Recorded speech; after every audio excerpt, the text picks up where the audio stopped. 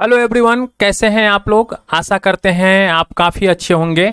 अभी आप स्क्रीन के ऊपर देख रहे हैं घटना चक्र सामान्य अध्ययन पूर्वालोकन भारतीय इतिहास की ये किताब है। और ये जो किताब है बिल्कुल न्यू अपडेट के साथ, यानी वर्ष 2022 के लिए ये किताब आई हुई है। और इस बुक के अंदर जो है 1990 से लेकर वर्ष 2022 तक के जितने भी यूपीएससी या फिर स्टेट पीसीएस के एग्जाम्स होते हैं उसके प्रश्न पत्र यानी उसके पेपर को इंक्लूड किया गया है। और ये जो पेपर है इस बुक के अंदर ये पूरा सब्जेक्ट वाइज मोड में इस पेपर को इंक्लूड किया जाता है। आप यहाँ पे देख सकते हैं प्राचीन भारत के इतिहास। इसके अंदर जो है आपको लगभग अप्रॉक्स 15 जो है टॉपिक्स दिए हुए हैं। मध्यकालीन भारत के इतिहास में टोटल 25 चैप्टर दिए हुए हैं और आधुनिक भारत के इतिहास के अंदर जो है ये टोटल जो है 55 चैप्टर दिए हुए हैं। टोटल जो है 95 चैप्टर है और 95 चैप्टर को 28 दिन के अंदर 95 चैप्टर को 28 दिन के अंदर टारगेट रखकर इसको एंड करने का, इस पूरे बुक को समाप्त करने का टारगेट रखा गया है 28 दिन में। ये जो टारगेट रखा गया है ये बच्चों के रिक्वेस्ट पे रखा गया है। ये वो बच्चे हैं जो बीपीएससी वगैरह की तैयारी कर रहे हैं और वो कहते हैं कि सर मैं इस बुक को पढ़ चुका हूँ लेकिन मैं बार बार रिवीजन नहीं कर पाता हूँ जिसके कारण से मैं भूल जाता हूँ। तो आप एक छोटा सा वीडियो बना दीजिए ताकि मैं इसे बार बार रिवीजन कर सकूँ। आप देखते होंगे काफ़ी बच्चों का कमेंट्स भी आता है। तो इसीलिए जो है ये बुक जो है मैं इस बुक में जितने भी टॉपिक्स अभी डिस्कशन कर रहा हूँ वो फास्ट रिवीजन मोड में डिस्कशन कर रहा हूं। अब तक जो है इस बुक के अंदर जो मैं चैप्टर आधुनिक भारत के इतिहास का चैप्टर 1 से लेकर और चैप्टर 9 तक यानी आधुनिक भारत में प्रेस का विकास, इतने टॉपिक का मैं वीडियो जो है अपने चैनल के ऊपर अपलोड कर रखा हूं। अगर आपने इन वीडियो को नहीं देखा है तो प्लीज़ आप इन वीडियो को देखिए। ये आपके एग्जाम के व्यू से काफ़ी इंपॉर्टेंट है। इसमें मैं 2 वीडियो बनाया हूं, एक है चैप्टर 1 से 5 तक और एक है चैप्टर 6 से लेकर चैप्टर 9 तक। अभी जो मैं आपके साथ डिस्कशन करने जा रहा हूँ ये है चैप्टर 10, 11 और 12। ये 3 चैप्टर अभी मैं आपके साथ डिस्कशन करूंगा। तो अगर आप हमारे चैनल पे नए हैं या फिर अब तक आपने चैनल को सब्सक्राइब नहीं किया तो प्लीज़ चैनल को सब्सक्राइब कर लीजिए और बेल आइकन को प्रेस कर दीजिएगा।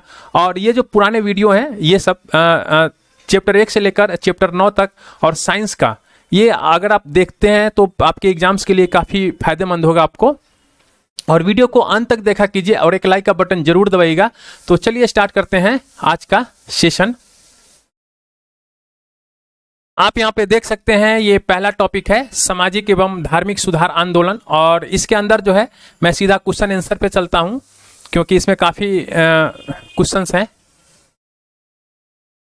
और ये हुआ इसका पहला क्वेश्चन कह रहा है कि 19वीं शताब्दी में धर्म एवं समाज सुधार आंदोलनों ने जनसंख्या के किस वर्ग को मुख्यतः आकर्षित किया था।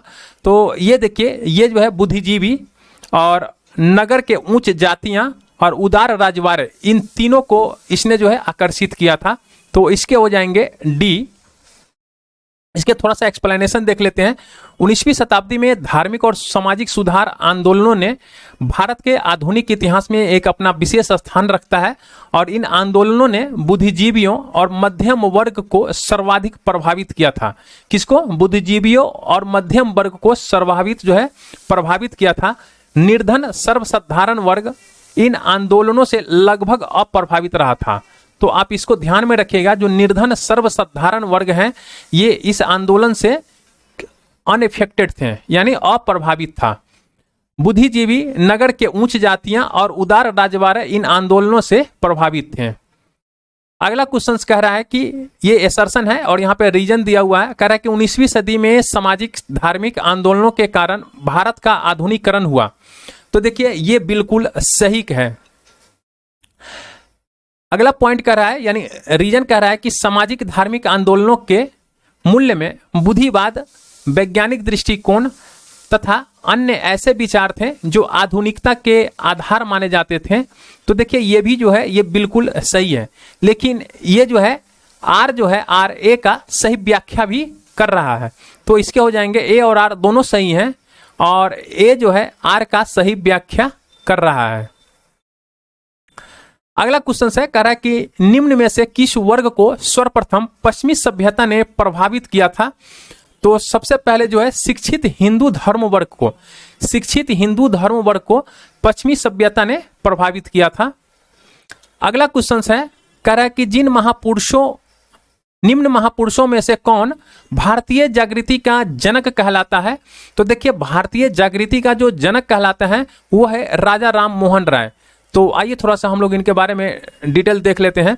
राजा राम मोहन राय जो हैं ये भारतीय पुनर्जागरण का पिता, भारतीय राष्ट्रवाद का पैगंबर, अतीत और भविष्य के मध्य सेतु, भारतीय राष्ट्रवाद का जनक, आधुनिक भारत का पिता और प्रथम आधुनिक पुरुष तथा युगदूत कहे जाते हैं। इसको आप ध्यान रखिएगा, युगदूत जब देता है एग्जाम में तो काफी बच्चे कंफ्यूज हो जाते हैं। युगदूत किनको कहा जाता है? राजा राम मोहन राय को कहा जाता है। भारतीय राष्ट्रवाद का जनक किसे माना जाता है? तो भारतीय राष्ट्रवाद का जनक जो है राजा राम मोहन राय को माना जाता है। तो इसके हो जाएंगे उपयुक्त में से कोई नहीं। भारतीय पुनर्जागरण का पिता कहा जाता है, तो ये राजा राम मोहन राय को भारतीय पुनर्जागरण का पिता कहा जाता है। भारतीय पुनर्जागरण आंदोलन के पिता किनको कहा जाता है? तो राजा राम मोहन राय को कहा जाता है। भारत में पुनर्जागरण आंदोलन का अग्रणी दूत राजा राम मोहन राय हैं। भारतीय राष्ट्रवाद का पैगंबर किसे माना जाता है? तो राजा राम मोहन राय को माना जाता है। भारत का प्रथम आधुनिक पुरुष किसे माना जाता है? तो यह माना जाता है राजा राम मोहन राय को। राजा राम मोहन राय के द्वारा स्थापित प्रथम संस्था है तो यह है आत्मीय सभा। आइए हम लोग थोड़ा सा यहाँ पे देख लेते हैं। राजा राम मोहन राय के द्वारा 1815 में अपने कुछ युवा समर्थकों के साथ उन्होंने आत्मीय सभा की स्थापना किया था। क्यों किया था? तो हिंदू धर्म में एकेश्वरवाद मत के प्रचार करने के लिए, और ये उनके द्वारा स्थापित जो था ये प्रथम संस्था था। आप इसको भी ध्यान में रखिएगा। आत्मीय सभा के संस्थापक हैं तो राजा राम मोहन राय। ब्रह्मा समाज की स्थापना कब हुई थी? तो देखिए, ब्रह्मा समाज की स्थापना तो हुआ था ये 20 अगस्त 1828 को ब्रह्मा सभा के नाम से हुआ था, और इसकी स्थापना किसने किया था? राजा राम मोहन राय ने किया था। और यही ब्रह्मा सभा जो है आगे चलकर ब्रह्मा समाज के नाम से फेमस हो गया, यानी ब्रह्मा समाज के नाम से जाने लगा। और इस समाज ने मूर्ति पूजा का विरोध किया था। किसका विरोध किया था? तो मूर्ति पूजा का विरोध किया और एक ब्रह्मा की पूजा का उपदेश दिया था। यह ऐसे लोगों की जमात थी जो ईश्वर की एकता में विश्वास करते थे और मूर्ति पूजा से अलग रहते थे। इस नवीन धर्म में सामाजिक रीति रिवाज और धार्मिक कर्म कांडों के लिए कोई स्थान नहीं था। तो आप इसको ध्यान रख लीजिएगा। यहाँ से ये लाइन आपको सीधा उठाकर रख देगा और पूछेगा कि ये किस धर्म से रिलेटेड है। तो ये है ब्रह्मा समाज से, यानी ब्रह्मा सभा से। देखिए, इस धर्म के अंदर जो था रीति रिवाज, सामाजिक रीति रिवाज एवं जो धार्मिक कर्म कांड है उसके लिए कोई स्थान नहीं था। ब्रह्मा समाज ने रंग, वर्ण और मत पर विचार किए बिना मानव मात्र के प्रति प्रेम और जीवन के उच्चतम विधि के रूप में मानवता की सेवा पर बल दिया। समाज के सिद्धांतों के मुख्य आधार थे क्या? मानव विवेक, वेद और उपनिषद। तो ये लाइन रंग, वर्ण, मत और मानव विवेक, वेद और उपनिषद ये है, ये इसको आप ध्यान में रखिएगा। और ये वाला, इसमें 4-5 पॉइंट है जो आप उसको ध्यान में रखिएगा, मैं आपको बता दिया हूं। ब्रह्मा समाज की स्थापना की है, तो ब्रह्मा समाज की स्थापना किसने की है? तो राजा राम मोहन राय ने की है। कब की है? तो 1828 में। अगला क्वेश्चन है, कह रहा है कि राजा राम मोहन राय के द्वारा ब्रह्मा समाज की स्थापना की गई थी, तो ये 1828 में किया गया था। ब्रह्मा समाज के संस्थापक कौन है? तो राजा राम मोहन राय हैं। राजा राम मोहन राय को राजा की उपाधि किसने दी थी? तो देखिए, अकबर द्वितीय ने राजा राम मोहन राय को राजा की उपाधि दी थी। देखिए, मुगल बादशाह अकबर द्वितीय था और इन्होंने जो है राजा राम मोहन राय को राजा की उपाधि दिया था, और राजा की उपाधि देकर ये अपने दूत के रूप में, ये अकबर जो है ना, अकबर द्वितीय जो है राजा राम मोहन राय को अपने दूत के रूप में 1830 में जो तत्कालीन ब्रिटिश सम्राट था उस समय का, विलियम चतुर्थ उसका नाम था। उस समय का जो सम्राट था ब्रिटेन में उसका नाम था विलियम चतुर्थ, उसके दरबार में भेजा था इनको।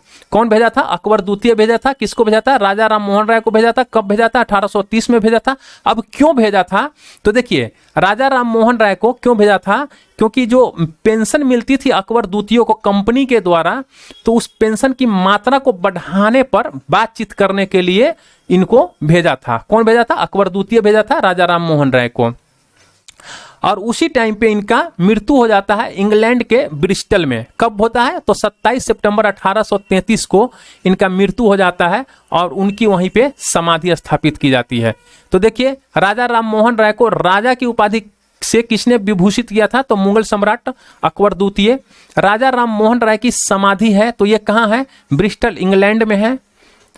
निम्नलिखित पर विचार कीजिए। कलकत्ता यूनिटेरियन कमेटी, ये पहला पॉइंट है। दूसरा पॉइंट है टेबरनेकल ऑफ न्यू डिस्पेंसन। तीसरा पॉइंट है इंडियन रिफॉर्म एसोसिएशन। कह रहा है कि केशव चंद्र सेन का संबंध जो है ये कौन सी उपयुक्त में से किसकी स्थापना से है? तो देखिए, कलकत्ता यूनिटेरियन कमेटी का संबंध और टेबरनेकल ऑफ न्यू डिस्पेंसन, इसका जो संबंध है वो किससे है? Indian reform association. देखिए, इस दोनों का संबंध जो है, इस दोनों का संबंध टेबरनेकल ऑफ न्यू डिस्पेंसन और इंडियन रिफॉर्म एसोसिएशन, इसका संबंध जो है केशव चंद्र सेन से है। देखिए, केशव चंद्र सेन जो है ये एक समाज सुधारक और राष्ट्रवादी व्यक्ति थे और इनका जन्म जो है एक बंगाल परिवार में हुआ था। 1857 में ब्रह्मा समाज में ये सम्मिलित हुए थे। तो कभी कभी ये क्वेश्चन पूछ देता है कि कब ये ब्रह्मा समाज में सम्मिलित हुए थे। केशव चंद्र सेन ने टेबरनेकल ऑफ न्यू डिस्पेंसन नामक एक संघ की स्थापना की थी और 1870 में केशव चंद्र सेन ने हिंदू पुनर्रचना के प्रवक्ता के रूप में इंग्लैंड की यात्रा की थी। 1870 में इंग्लैंड से वापस लौटने पर केशव चंद्र सेन ने 29 अक्टूबर 1870 को इंडियन रिफॉर्म एसोसिएशन की इन्होंने स्थापना किया था। इसकी सदस्यता सभी जाति और धर्म के लोगों ने इसकी सदस्यता के लिए सभी जाति और धर्म के लोगों के लिए खुला हुआ था। संस्था की ओर से सुलभ समाचार नामक पत्र भी निकाला गया। जबकि कलकत्ता यूनिटेरियन का गठन जो है 1823 में राजा राम मोहन राय, द्वारकानाथ टैगोर और विलियम एडम के द्वारा किया गया था। अगला जो क्वेश्चन है कह रहा है कि भारतीय ब्रह्मा समाज के संस्थापक कौन है? देखिए, यहाँ पे कंफ्यूज मत होइए। आप कितना बच्चा यहाँ पे क्या करेंगे, भारतीय को एलिमिनेट कर देंगे, यानी यहाँ पे कहेंगे भारतीय है ही नहीं, तो इसी तरह दे दिया है, ये ब्रह्मा समाज है ना। तो यहाँ पे राजा राम मोहन राय लगाकर चले जाएंगे, लेकिन ये गलत है।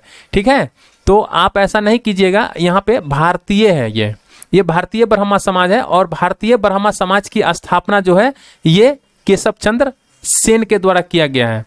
किसके द्वारा किया गया है? केशव चंद्र सेन के द्वारा किया गया भारतीय ब्रह्मा समाज की स्थापना। यहां पे देख लीजिए, यह है भारतीय ब्रह्मा समाज की स्थापना। ठीक है, और ये केशव चंद्र सेन के द्वारा औपचारिक रूप से पृथक ब्रह्मा समाज के गठन किया गया और इसका नामकरण क्या किया गया? भारतीय ब्रह्मा समाज। ठीक है, और यहीं पे जो है एक आदि ब्रह्मा समाज की स्थापना किया गया। और चलिए आगे मैं आपको क्वेश्चन के अंदर बताता हूं। आदि ब्रह्मा समाज की स्थापना किसने की है? तो आदि ब्रह्मा समाज की स्थापना जो है देवेंद्रनाथ टैगोर ने किया है। ब्रह्मा समाज का सिद्धांत आधारित है। देखिए, ब्रह्मा समाज का सिद्धांत था एकेश्वरवाद पे आधारित था, तो आपको मैं ऊपर ही बताया हूं। राजा राम मोहन राय निम्न में से किसका विरोध नहीं किया था? तो देखिए, इन्होंने जो है ना पाश्चात्य शिक्षा का विरोध जो है इन्होंने नहीं किया था। ये जो है अंग्रेजी शिक्षा के पक्षधर थे। तो यहां से क्वेश्चन बनता है कि राजा राम मोहन राय जो है ये किस शिक्षा के पक्षधर में थे, या फिर अंग्रेजी शिक्षा के पक्षधर में निम्न में से कौन थे? तो राजा राम मोहन राय। अगला जो क्वेश्चन है कह रहा है कि निम्न में से किसे राजा राम मोहन राय ने धार्मिक और सामाजिक विचारों के विरोध में प्रारंभ किया था? देखिए, कह रहा है कि निम्न में से किसे राजा राम मोहन राय के धार्मिक और सामाजिक विचार के विरोध में प्रारंभ किया गया? तो ये था समाचार चंद्रिका। समाचार चंद्रिका जो है ये राजा राम मोहन राय के धार्मिक और सामाजिक जो विचार था उनके विरोध में इस पत्रिका को प्रारंभ किया गया। यहाँ पे देख लीजिए, राजा राम मोहन राय के धार्मिक और सामाजिक विचार के विरोध में भवानी चरण बंदोपाध्याय ने 1822 में समाचार चंद्रिका यानी पत्रिका था इसका प्रकाशन शुरू किया था। और इससे पूर्व जो है वे संवाद कौमुदी के संपादक थे। ब्रह्मा समाज के बारे में निम्नलिखित में से कौन से कथन जो हैं ये सही हैं? तो देखिए, ब्रह्मा समाज के बारे में क्या है, कौन कौन से कथन सही हैं? तो इसमें जो है मूर्ति पूजा का विरोध किया था, तो ये बिल्कुल सही है कि मूर्ति पूजा का तो इन्होंने विरोध किया था ना ब्रह्मा समाज। धार्मिक ग्रंथों की व्याख्या के लिए इसने पुरोहित वर्ग को अस्वीकारा था, तो ये भी सही है, ये दोनों सही है। इसने जो है इस सिद्धांत का प्रचार किया कि वेद त्रुटिहीन है, तो ये गलत बात है, ये हो जाएंगे इसके आंसर। देखिए यहाँ पे देख लेते हैं, ब्रह्मा समाज की स्थापना राजा राम मोहन राय के द्वारा 1828 ईस्वी में किया गया था और इसके कुछ सिद्धांत है, एकेश्वरवाद पर विश्वास और हिंदू धर्म में कुरीतियों से मुक्त कराना। दूसरा पॉइंट है मूर्ति पूजा का विरोध और पुरोहितों के वर्चस्व पर कठोराघात, स्त्रियों की स्थिति को सुधारना। ये 3 पॉइंट आप ध्यान में रखिएगा। 19वीं शताब्दी के उत्तरार्ध की बात कर रहा है। न्यू हिंदुइज्म के सर्वश्रेष्ठ प्रतिनिधि कौन थे? तो ये हमारे स्वामी विवेकानंद जी थे। अब देखिए यहाँ पे हम लोग उनके बारे में थोड़ा सा देख लेते हैं। देखिए रामकृष्ण परमहंस की शिक्षाओं की व्याख्या को साकार करने का श्रेय किसको जाता है? तो स्वामी विवेकानंद जी को जाता है। उन्होंने जो है इस शिक्षा का साधारण भाषा में वर्णन किया और स्वामी विवेकानंद इस नवीन हिंदुइज्म के प्रचारक के रूप में उभरे। 1893 में हुए, कहाँ गए थे? शिकागो गए थे, जहां उन्होंने वर्ल्ड पार्लियामेंट ऑफ रिलीजन्स यानी विश्व धर्म संसद में अपना सुप्रसिद्ध भाषण दिया था और इस भाषण से उन्होंने पश्चिमी संसार के सामने पहली बार भारत की संस्कृति के महत्ता को प्रभावकारी तरीके से प्रस्तुत किया। 19वीं शताब्दी के उत्तरार्ध में स्वामी विवेकानंद न्यू हिंदुइज्म के सर्वश्रेष्ठ प्रतिनिधि थे। अगला क्वेश्चन से कह रहा है कि विवेकानंद ने शिकागो में आयोजित parliaments of the world religions में भाग लिया था, तो 1893 में इन्होंने भाग लिया था। स्वामी विवेकानंद ने शिकागो में आयोजित विश्व धर्म सम्मेलन में अपना भाषण कब दिया था? तो देखिए यहाँ पे 4 ऑप्शन है। अभी आपने देखा 1893 में उन्होंने पार्टिसिपेट किया, भाई 1893 में ही वो भाषण दिए होंगे, लेकिन इसके अंदर 4 ऑप्शन है। अगर आप चौथे ऑप्शन के साथ जा सकते हैं, 4 ऑप्शन के में से किसी एक के साथ आप जा सकते हैं, तो वो ऑप्शन है नियरेस्ट बी, तो आप बी के साथ जा सकते हैं। वैसे जो है आयोग इसको बाहर कर चुका है इस प्रश्न को। वर्ष 1893 में शिकागो में आयोजित अंतर्राष्ट्रीय धर्मों की संसद में किसका नाम जुड़ा है? तो ये है स्वामी विवेकानंद जी का। किस वर्ष स्वामी विवेकानंद ने विश्व धर्म संसद में भाग लिया था? तो विश्व धर्म संसद में इन्होंने भाग लिया था 1893 में। इनमें से किसने 1893 में शिकागो में आयोजित धर्म संसद में भाग लिया था? तो ये लिए थे स्वामी विवेकानंद जी ने। व्यवहारिक वेदांत के प्रतिपादक कौन है? तो देखिए व्यवहारिक वेदांत की यहाँ पे बात कर रहा है और इसके जो प्रतिपादक हैं वो है स्वामी विवेकानंद। इनमें से किस प्रख्यात समाज सुधारक ने ज्ञान योग, कर्म योग और राजयोग नामक पुस्तकें लिखी हैं? तो ये लिखी हैं स्वामी विवेकानंद ने। रामकृष्ण मिशन की स्थापना किसने की थी? तो ये किया था स्वामी विवेकानंद ने। कब किया था? तो 1897 में। रामकृष्ण मिशन किनके द्वारा प्रारंभ किया गया था? तो स्वामी विवेकानंद के द्वारा। रामकृष्ण मिशन की स्थापना 1897 में किसने की थी? तो ये किया था स्वामी विवेकानंद ने। स्वामी विवेकानंद ने रामकृष्ण मिशन की स्थापना किस वर्ष की थी? तो ये किया था 1897 में। स्वामी विवेकानंद के द्वारा रामकृष्ण मिशन की स्थापना की गई तो 1897 में। शारदा मणि कौन थी? तो देखिए शारदा मणि जो है ये रामकृष्ण परमहंस की पत्नी थी और जिस समय इनका शादी हुआ था उस समय शारदा मणि का जो उम्र जो था ये सिर्फ 5 वर्ष था और उस समय रामकृष्ण मिशन जी का जो उम्र था ये 23 वर्ष था और ये दोनों के इसी उम्र में 1859 में शादी हुआ था, विवाह हुआ था। शारदा मणि इनका मुखोपाध्याय और इनको जो है शारदा देवी के नाम से भी जाना जाता है। ईश्वर के बारे में सोचने के लिए मेरे पास वक्त नहीं है क्योंकि अभी इस धरती पर बहुत कुछ काम किया जाना है। उपयुक्त कथन किसका है ये? तो ये कथन है स्वामी ईश्वर चंद्र विद्यासागर जी का। देखिए ये जो कथन है ईश्वर है या नहीं, मुझे पूछे जाने पर विद्यासागर का जवाब था कि ईश्वर के बारे में सोचने के लिए मेरे पास वक्त नहीं है क्योंकि अभी इस धरती पर बहुत काम किया जाना है। तो ये ईश्वर चंद्र विद्यासागर जी के बारे में आप ध्यान रखिएगा। ब्रिटिश साम्राज्य पूरी तरह से सड़ चुका है और हर तरह से भ्रष्ट, अत्याचारी व हीन है। यह कथन किनके द्वारा किया गया था? तो सिस्टर निवेदिता के द्वारा यह कथन कहा गया था। देखिए सिस्टर निवेदिता तो थी ये विवेकानंद जी की शिष्या थी। तो यहां से डायरेक्ट आपसे क्वेश्चन आता है कि सिस्टर निवेदिता कौन थी, आपसे डायरेक्ट इतना लाइन लिखा रहेगा सिस्टर निवेदिता कौन थी, तो आपको यहाँ पे ऑप्शन दिया रहेगा ये वाला, विवेकानंद की शिष्या। तो इन्होंने ही कहा था कि ब्रिटिश साम्राज्य पूरी तरह से भ्रष्ट, अत्याचारी व हीन है, दयानंद सरस्वती द्वारा स्थापित है। तो ये आर्य समाज, आइए हम लोग इसको थोड़ा सा देख लेते हैं। दयानंद सरस्वती जी का जो मूल नाम है मूलशंकर, 1875 में इन्होंने बंबई में आर्य समाज का इन्होंने स्थापना किया। इसका मुख्य उद्देश्य क्या था? मुख्य उद्देश्य था प्राचीन वैदिक धर्म की शुद्ध रूप से पुनः स्थापना करना। आर्य समाज आंदोलन का प्रसार प्राय पाश्चात्य प्रभावों की प्रतिक्रिया के रूप में हुआ और 1877 में, देखिए 1877 में आर्य समाज का मुख्यालय जो है कहां बनाया गया था? लाहौर में स्थापित किया गया, और जिसके उपरांत तो है आर्य समाज का अधिक प्रचार हुआ। आर्य समाज की स्थापना कब हुआ था? तो 1875 में आर्य समाज की स्थापना हुआ था। आर्य समाज की स्थापना किसने किया था? तो स्वामी दयानंद सरस्वती ने किया था। यहाँ पे देखिए, यहाँ पे दयानंद लिख दिया, यहाँ पे दयानंद सरस्वती है, तो आप थोड़ा सा ध्यान रखिएगा इस चीज को। देखिए, वेदों के पुनरुत्थान का श्रेय किसे है? तो वेदों को पुनरुत्थान का श्रेय जो है ये दयानंद सरस्वती को जाता है। वेदों की ओर लौट चलो, ये किसने कहा था? तो ये दयानंद सरस्वती ने कहा था, वेदों की ओर लौट चलो। निम्न में से कौन भारत का मार्टिन लूथर कहलाता है? तो दयानंद सरस्वती जो है ये भारत का मार्टिन लूथर कहलाता है। सत्यार्थ प्रकाश की रचना किसके द्वारा किया गया था? तो ये किया गया था दयानंद सरस्वती के द्वारा। सत्यार्थ प्रकाश किसके द्वारा लिखा गया है? तो ये लिखा गया है दयानंद सरस्वती के द्वारा। सत्यार्थ प्रकाश के लेखक हैं, तो सत्यार्थ प्रकाश के लेखक जो हैं ये इनमें से कोई नहीं है, दयानंद सरस्वती जो है ये सत्यार्थ प्रकाश के लेखक हैं।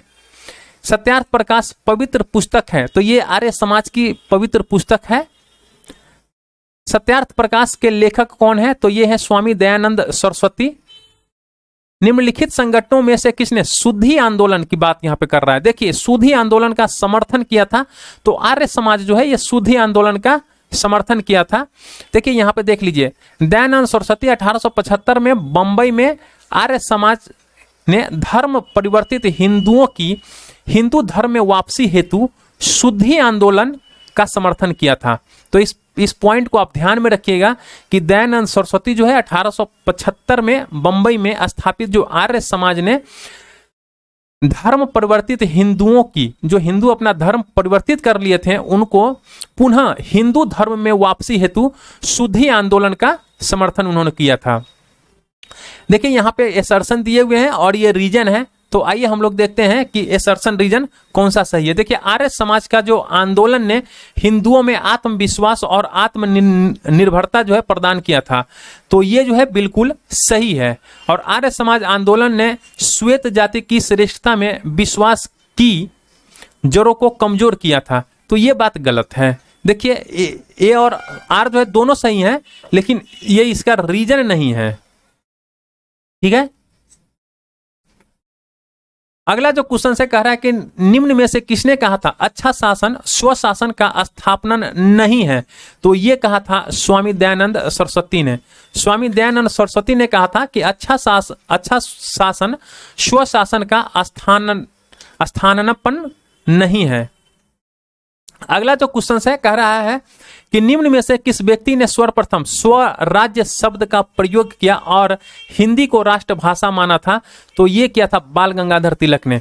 बाल गंगाधर तिलक ने सबसे पहले स्वराज्य शब्द का प्रयोग किया और हिंदी को क्या माना था? राष्ट्रभाषा माना था। देखिए, सर्वप्रथम सॉरी दयानंद सरस्वती ने, गलत से मैं बाल गंगाधर तिलक बोल दिया हूं, दयानंद सरस्वती होगा यहां पे। सर्वप्रथम स्वामी दयानंद सरस्वती ने स्वराज्य शब्द का प्रयोग किया और हिंदी को राष्ट्रभाषा के रूप में स्वीकार किया था। देखिए यहां पे कह रहा है कालानुक्रम में रखिए इसको, तो सबसे पहले तुलसीदास जी आए थे, तुलसीदास जी के बाद जो है ये आपका एक हो जाएगा। उसके बाद जो आए थे ये आए थे राजा राम मोहन राय, राजा राम मोहन राय के बाद जो आए थे ये आए थे दयानंद सरस्वती, इसके बाद स्वामी विवेकानंद जी आए थे। तो आप यहाँ पे देख सकते हैं इसके ऑप्शन हो जाएंगे बी। तुलसीदास का काल जो है ये 16वीं सदी का है और राजा राम मोहन राय का जो है काल 1772 से ये 1833 का है। और दयानंद सरस्वती जी का जो समय है ये है 1824 से 1883 तक, और विवेकानंद जी का समय है 63 से 1902 तक। आप इसको ध्यान में रखिएगा। निम्नलिखित में से किसने महाराष्ट्र में प्रार्थना समाज की स्थापना किया था? तो आत्मारंग पंडुरंग जो है ये प्रार्थना समाज की इन्होंने स्थापना किया था। देखिए प्रार्थना समाज की स्थापना जो है 1867 में बंबई में आचार्य केशव चंद्र सेन की प्रेरणा से। ये इस लाइन को आप ध्यान में रखिएगा, ये लाइन जो है डायरेक्ट एग्जाम में पूछ लेता है कि किसकी प्रेरणा से बंबई में प्रार्थना समाज की स्थापना किया गया था। ठीक है, तो आचार्य केशव चंद्र सेन की प्रेरणा से प्रार्थना समाज की स्थापना 1867 में आत्माराम पंडुरंग के द्वारा किया गया था। महादेव गोविंद रानाडे इस संस्था से 1869 में जुड़े थे और इसके जो मुख्य संचालक बने। इस संस्था का प्रमुख उद्देश्य क्या था? तो जाति प्रथा का विरोध करना, स्त्री पुरुष की विवाह की आयु में वृद्धि और विधवा विवाह एवं स्त्री शिक्षा को प्रोत्साहन देना। रानाडे का सामाजिक सुधार आंदोलन जो था ये 19वीं शताब्दी के अंत तक सफलतापूर्वक जारी रहा। तो प्रार्थना समाज का संस्थापक कौन है? तो यहाँ पे है, नहीं है कोई यहाँ पे। देखिए प्रार्थना समाज का संस्थापक कौन है? यहाँ पे आत्मारंग पंडुरंग, तो यहाँ पे आपको नहीं है। प्रार्थना समाज के संस्थापक कौन है? तो ये है आत्माराम पांडुरंग। महाराष्ट्र में प्रार्थना समाज का मुख्य संचालक कौन था? तो महाराष्ट्र के अंदर जो है ये एमजी रानाडे जी जो है ये प्रार्थना समाज के मुख्य संचालक थे। देव समाज का संस्थापक निम्न में से कौन था? तो देव समाज का जो संस्थापक था ये था शिव नारायण अग्निहोत्री। देखिए देव समाज का जो संस्थापक था वो 1887 में शिव नारायण अग्निहोत्री ने लाहौर में की थी। देव समाज की स्थापना 1887 में कहाँ की थी? लाहौर में। अगला जो क्वेश्चन से कह रहा है कि किसने 1873 में सत्य शोधक समाज की स्थापना किया था? तो सत्य शोधक समाज की जो स्थापना किया था वो क्या था? ज्योतिबा फुले। ज्योतिबा फुले जो है 1873 में सत्य शोधक समाज की स्थापना किया था। सत्य शोधक समाज की स्थापना किसने किया था? तो ये किया था ज्योतिबा फुले। सत्य शोधक समाज की स्थापना किसने किया था? तो ये किया था ज्योतिबा फुले। गुलामगिरी के लेखक कौन है? देखिए गुलामगिरी के जो लेखक हैं ये हैं ज्योतिबा फुले। ज्योतिबा फुले जो है गुलामगिरी के लेखक हैं। सत्य शोधक आंदोलन चलाया था, तो सत्य शोधक आंदोलन जो है ये ज्योतिबा फुले ने चलाया था। महात्मा ज्योतिबा फुले के द्वारा किस संगठन की स्थापना की गई थी? तो ये है सत्य शोधक समाज। पिछड़े वर्गों का उत्थान किसका मुख्य कार्यक्रम था? तो देखिए पिछड़े वर्ग का जो उत्थान था ये था आपको सत्य शोधक समाज का मुख्य कार्यक्रम था। अगला तो क्वेश्चन से कह रहा है कि सत्य शोधक समाज ने संगठित किया, तो सत्य शोधक समाज ने किसको संगठित किया था? तो महाराष्ट्र में एक जाति विरोधी आंदोलन को संगठित किया था। अगला जो क्वेश्चन से कह रहा है कि सत्य शोधक समाज की स्थापना निम्न में से किसने की थी? तो सत्य शोधक समाज की जो स्थापना है ये ज्योतिबा फुले ने किया था। वह बंगाली नेता कौन था जिसने सामाजिक धार्मिक सुधारों का विरोध किया और रूढ़िवादी का समर्थन किया था? तो वो नेता था राधा कांत देव। राधा स्वामी सत्संग के संस्थापक कौन थे? तो राधा स्वामी सत्संग के जो संस्थापक थे ये थे शिव दयाल साहब। महाराष्ट्र के किस सुधारक ने लोक हितवादी कहा जाता है? तो ये है गोपाल हरि देशमुख को लोक हितवादी कहा जाता है।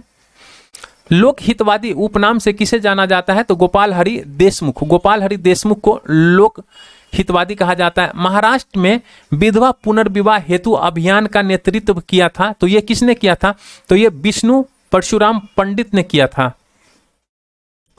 19वीं सदी के महानतम पारसी समाज सुधारक थे, तो ये कौन थे? तो ये थे Behramji M Malabari. The age of consent act ये किस वर्ष पारित हुआ था? तो देखिए the age of consent act जो है ये 1891 में पारित हुआ था। उसका प्रधान संबल सामाजिक और धार्मिक सुधार। उसने सामाजिक बुराइयों के निराकरण के लिए विधान निर्माण का सहारा लिया।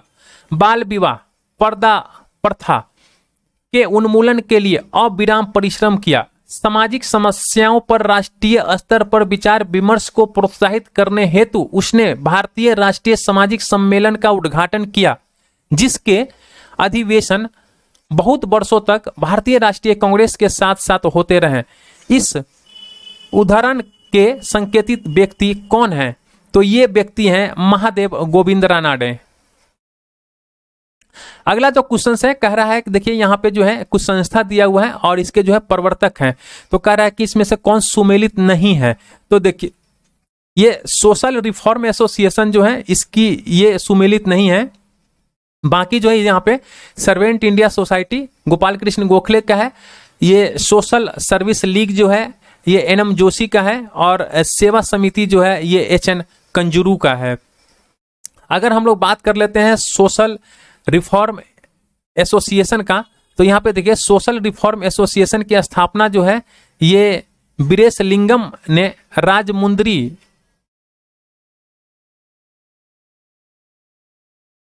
इसके हम लोग थोड़ा सा एक्सप्लेनेशन देख लेते हैं, इसमें से है काफी क्वेश्चन जो है इंपॉर्टेंट है। देखिए सर्वेंट इंडिया सोसाइटी की जो स्थापना हुआ था वर्ष 1905 में गोपाल कृष्ण गोखले के द्वारा किया गया था। सोशल सर्विस लीग की जो स्थापना हुआ था 1911 में, ये नारायण मल्हार जोशी और चंदावरकर इसके पहले अध्यक्ष के द्वारा हुआ था। ये चंदावरकर जो है ये पहले अध्यक्ष थे। सेवा समिति की अगर हम लोग बात करते हैं तो सेवा समिति वर्ष 1914 में हृदय नाथ कंजारू के द्वारा किया गया था। और Bombay presidency social reform association की बात कर लेते हैं तो इसका स्थापना जो है 1903 के अंदर देश के तत्कालीन प्रमुख समाज सुधारकों यानी चंदावरकर और भंडारकर के द्वारा किया गया था। ज्ञात है कि सोशल रिफॉर्म एसोसिएशन जो है रानाडे के नेशनल कॉन्फ्रेंस 1887 द्वारा स्थापित की गई थी। इसके पूर्व 1878 में वीरेशलिंगम ने राजमुंद्री सोशल रिफॉर्म एसोसिएशन की स्थापना की थी। तो यहाँ पे आप देख रहे हैं तीन सोशल रिफॉर्म एसोसिएशन की स्थापना हुआ था। पहला हुआ था Bombay presidency social reform association की स्थापना 1903 में, और इनके द्वारा किया गया था चंदावरकर और भंडारकर के द्वारा। दूसरा जो हुआ था सोशल रिफॉर्म एसोसिएशन, ये रानाडे के नेशनल कॉन्फ्रेंस 1887 के द्वारा स्थापित की गई संस्था थी। और तीसरा जो है 1878 में वीरेशलिंगम ने राजमुंद्री सोशल रिफॉर्म एसोसिएशन की स्थापना किया था। तो आप इन तीनों को ध्यान रखिएगा, यहाँ पे एक नहीं है सोशल रिफॉर्म एसोसिएशन की, किसी एक का मैं नाम बता दूं आपको। अगला जो क्वेश्चन है कह रहा है कि विधवा पुनर्विवाह को प्रोत्साहित करने के उद्देश्य से 1871 ईस्वी में राजमुंद्री सोशल रिफॉर्म एसोसिएशन, देखिए यहाँ पे पूछ लिया ना, राजमुंद्री सोशल रिफॉर्म एसोसिएशन की स्थापना 1800, यहाँ पे 71 दिया है लेकिन यहाँ पे 78 दिया है। तो देखिए राजमुंद्री सोशल रिफॉर्म एसोसिएशन की जो स्थापना किया गया था वो किसके द्वारा किया गया था? तो वीरेशलिंगम के द्वारा। तो इसको आप याद रखिएगा, वीरेशलिंगम के द्वारा। राजमुंद्री विधवा पुनर्विवाह संघ और राजमुंद्री सोशल रिफॉर्म एसोसिएशन की स्थापना 1878 ईस्वी में वीरेशलिंगम पंतुलु द्वारा की गई थी। यद्यपि आयोग ने ट्रीटी पूर्ण ढंग से 1871 ईस्वी लिखा हुआ है। भारतीय स्वतंत्रता आंदोलन के समय राष्ट्रीय सामाजिक सम्मेलन यानी नेशनल सोशल कॉन्फ्रेंस का गठन किया गया था। इसके गठन के लिए उत्तरदायित्व का कारण क्या है? तो देखिए इसके गठन के लिए जो उत्तरदायित्व कारण है वो है भारतीय राष्ट्रीय कांग्रेस ने अपने कार्यक्रम में सामाजिक सुधारों को नहीं रखना चाहती थी, इसीलिए प्रस्तुत उद्देश्य के लिए उसे अलग से संगठन बनाने का सुझाव दिया था। अगला जो क्वेश्चन है कह रहा है कि निम्नलिखित कथनों पर विचार कीजिए। देखिए आर्य समाज की स्थापना जो है 1835 में नहीं बल्कि 1875 में हुआ था। आर्य समाज की स्थापना बंबई में हुआ था, है ना। तो आइए हम लोग यहाँ पे भी देख सकते हैं। देखिए आर्य समाज की स्थापना जो है 1835 में न होकर 1875 में बंबई में स्वामी दयानंद सरस्वती के द्वारा किया गया था। अगला जो पॉइंट कह रहा है कि लाला लाजपत राय ने आर्य समाज के उस आग्रह का विरोध किया था जो उसके अपने समाज सुधार कार्यक्रम के समर्थन में वेदों का आप्त प्रमाण मानने को लेकर था। तो ये भी गलत है। देखिए लाला लाजपत राय की अगर हम लोग बात करते हैं तो इन्होंने वेदों को आप्त प्रमाण मानने का विरोध नहीं किया था, ठीक है। तो ये भी पॉइंट गलत है, दूसरा पॉइंट गलत है। आइए हम लोग तीसरा की बात कर लेते हैं। तो केशव चंद्र सेन के नेतृत्व में ब्राह्मण समाज ने नारी शिक्षा के लिए आंदोलन चलाया था। तो ये बिल्कुल सही है, ऊपर भी आपने पढ़ा होगा। विनोबा भावे ने शरणार्थियों में काम करने के लिए सर्वोदय समाज की स्थापना किया था। तो ये भी सही है। देखिए यहाँ पे केशव चंद्र सेन के नेतृत्व में ब्राह्मण समाज ने नारी शिक्षा के लिए आंदोलन चलाया और विनोबा भावे भारतीयों के जीवन स्तर को उठाने के लिए गांधी जी के सिद्धांतों के प्रसार के लिए सर्वोदय समाज की स्थापना की थी। तो आपसे डायरेक्ट क्वेश्चन पूछता है एग्जाम में कि सर्वोदय समाज की स्थापना निम्न में से किसने किया था, और बच्चे महात्मा गांधी मार के चले आते हैं। विनोबा भावे इसका आंसर होगा। तो आप ध्यान रखिएगा इन सब चीजों को। 1856 में निम्नलिखित कानून पारित हुआ था। तो देखिए 1856 में जो कानून पारित हुआ था वो धार्मिक असुविधा कानून। आइए हम लोग यहाँ पे इसका एक्सप्लेनेशन देख लेते हैं। धार्मिक असुविधा कानून भारत में पारित नहीं हुआ था। धार्मिक असुविधा कानून जो है ये भारत के अंदर पारित नहीं हुआ था। जाति अक्षमता कानून जो है 1850 में पारित हुआ था। तो देखिए ये धार्मिक असुविधा कानून जो है ये भारत के अंदर पारित नहीं हुआ था। और यहाँ पे है जाति दिया ही नहीं है। जाति अक्षमता कानून जो है 1850 में पारित हुआ था। 1856 में जो हुआ था ये हिंदू विधवा पुनर्विवाह कानून यानी हिंदू विडोज रीमैरिज एक्ट पारित हुआ था। विधवाओं के पुनर्विवाह के कानून संगत बनाने के लिए कब हुआ था? 1856 में। विधवा पुनर्विवाह कानून पारित हुआ था 1856 में। तो यही हो जाएगा। 1856 में निम्नलिखित में से कौन से कानून पारित हुआ था? तो ये हो जाएगा। और ये आपके ऑप्शन में नहीं है शायद, इसीलिए यहाँ पे स्टार मार्क दिया हुआ है। आगे हम देखते हैं। विधवा पुनर्विवाह की स्थिति में सुधार लाने के लिए ईश्वर चंद्र विद्यासागर ने अथक प्रयत्न किया। 1855 देखिए कभी कभी इनका भी नाम पूछ लेता है, ऑप्शन में देता है कि विधवा पुनर्विवाह की स्थिति में सुधार लाने के लिए निम्न में से किसने अथक प्रयत्न किया था? तो ईश्वर चंद्र विद्यासागर। 1855 ईस्वी में उन्होंने ब्रिटिश सरकार से विधवा पुनर्विवाह पर कानून बनाने के लिए अनुरोध किया था। और विधवाओं के कल्याण से जुड़े अन्य नेता थे पश्चिमी भारत के विष्णु शास्त्री और डी.के. कर्वे। 1899 में डी.के. कर्वे ने पूना में विधवा आश्रम की स्थापना किया था। और वर्ष 1916 में बंबई में प्रथम महिला विश्वविद्यालय की स्थापना किया गया था। तो ये क्वेश्चन जो है पूछा हुआ क्वेश्चन है, आप इसको ध्यान में रखिएगा। सती निषेध रेगुलेशन लॉर्ड विलियम बेंटिक, ये तो कितनी बार एग्जाम्स में देखा गया है क्वेश्चन। 1829 में नियम 17 के तहत। जबकि डलहौजी जो है राज्य हड़पने की नीति जो है 1848 ईस्वी में प्रस्तुत किया था। तो यहाँ पे आप समझ सकते हैं राज हड़पने की नीति है ना, ये 1856 में जो हिंदू विधवा विवाह कानून पारित हुआ था। अगला जो क्वेश्चन है कह रहा है कि हिंदू विधवा पुनर्विवाह अधिनियम किस वर्ष पारित हुआ था? तो ये 1856 में पारित हुआ था। पश्चिमी भारत के डी.के. कर्वे के नाम निम्नलिखित में से किसे संदर्भ में आता है? तो देखिए सी और डी दोनों अभी आपने ऊपर में क्या देखा है, स्त्री शिक्षा और विधवा पुनर्विवाह। डी.के. कर्वे यहीं पे तो है, देखिए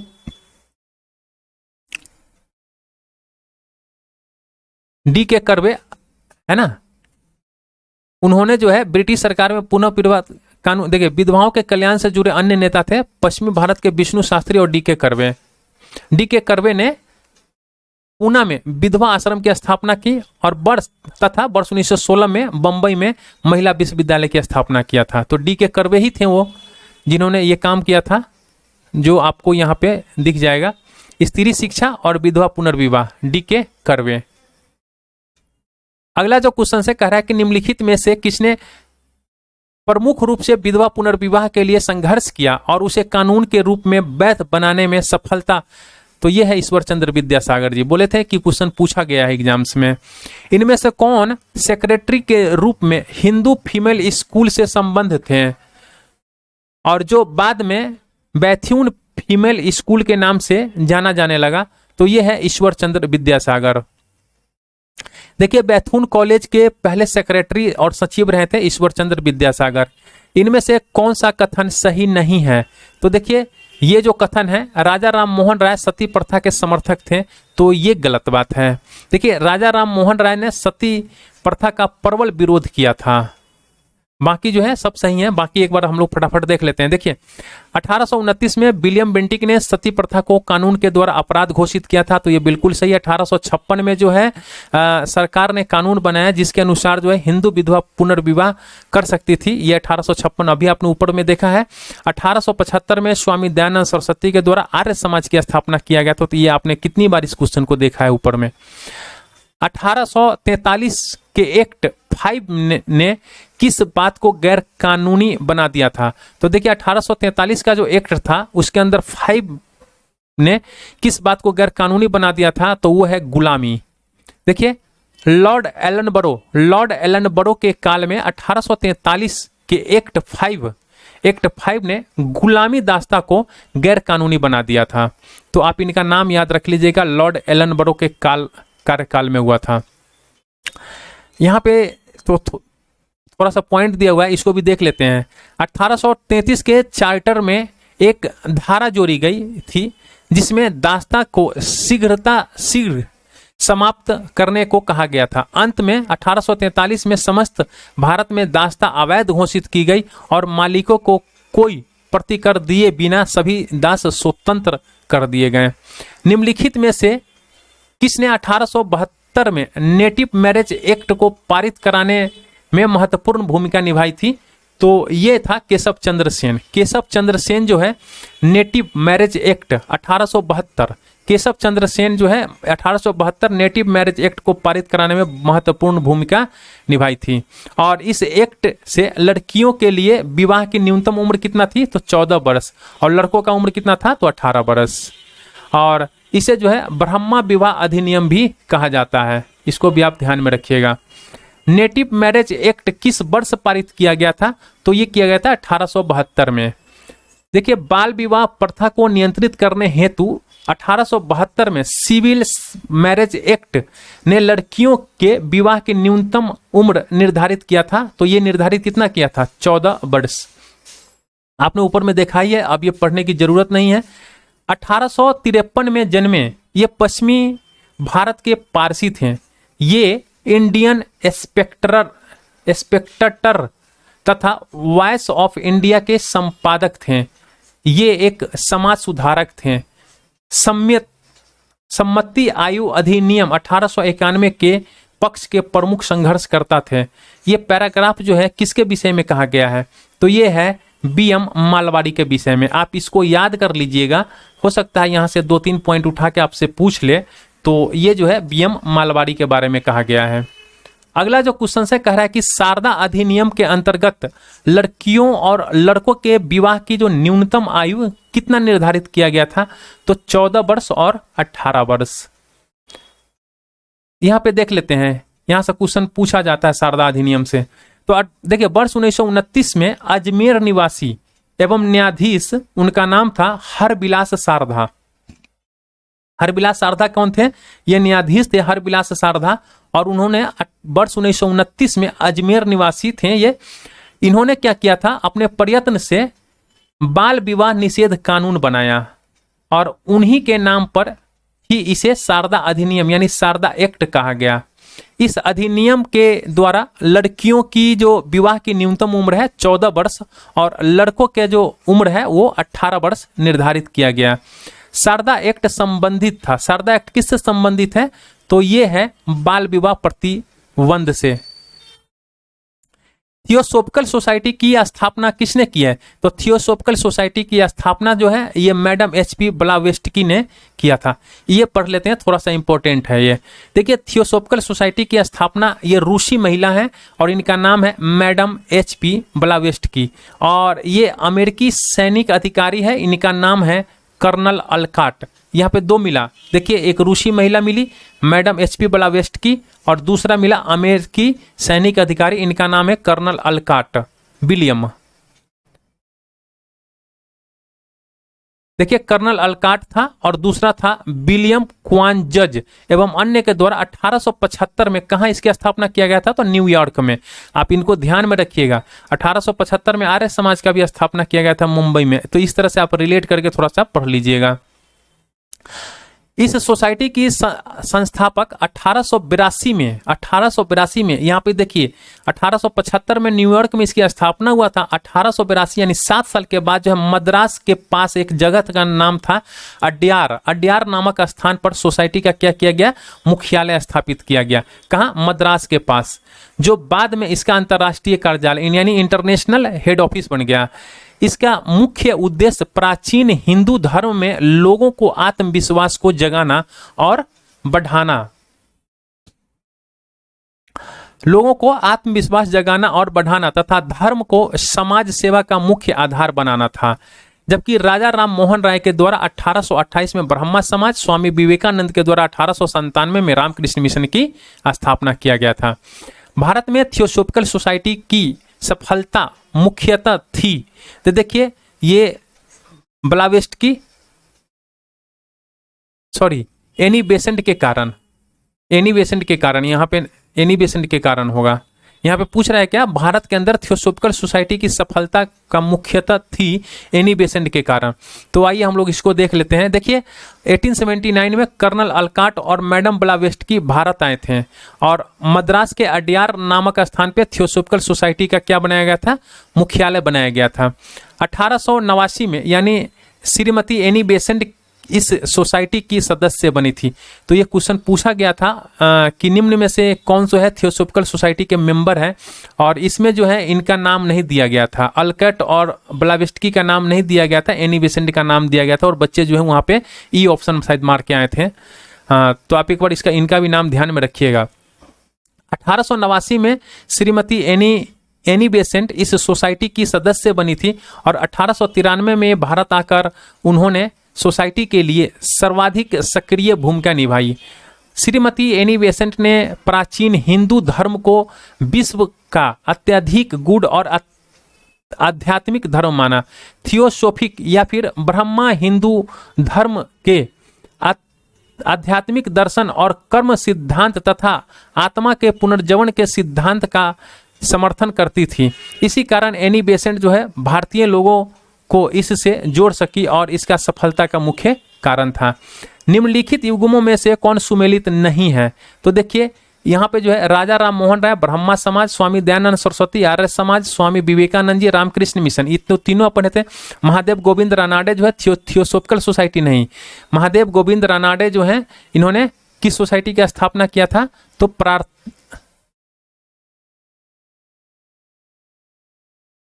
प्रार्थना समाज से जुड़े हुए थे। देखिए, और इसके संस्थापक कौन था?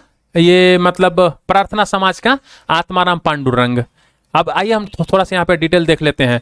राजा राम मोहन राय, ब्रह्मा समाज, स्वामी दयानंद सरस्वती जो आर्य समाज और स्वामी विवेकानंद रामकृष्ण मिशन की स्थापना इन्होंने किया था। अगर हम लोग महादेव गोविंद रानाडे की बात करते हैं तो ये जो है थियोसॉफिकल सोसाइटी से नहीं, ये किससे जुड़े हुए थे? प्रार्थना समाज से जुड़े हुए थे। और उसके संस्थापक कौन था? आत्माराम पांडुरंग। थियोसॉफिकल सोसाइटी से एनी बेसेंट संबंधित है। यहां पे फिर दे रहा है, देखिए प्रार्थना समाज कह रहा है कि सूची 1 सूची 2 से मिलाना है। तो प्रार्थना समाज की बात कर रहा है तो प्रार्थना समाज का ब्रह्मा समाज है, आर्य समाज है, रामकृष्ण मिशन है। देखिए ब्रह्मा समाज राजा राम मोहन राय, यानी प्रार्थना समाज जो होंगे द रानाडे, ब्रह्मा समाज जो होंगे द किधर है? द और यहाँ पे ब्रह्मा समाज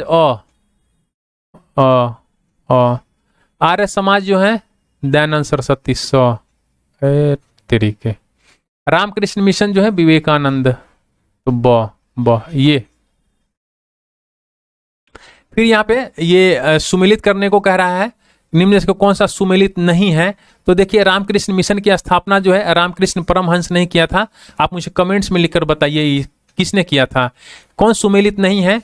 तो देखिए इसमें जो है आत्मीय सभा जो है ये देवेंद्रनाथ टैगोर जो है ये सुमेलित नहीं है आत्मीय सभा से।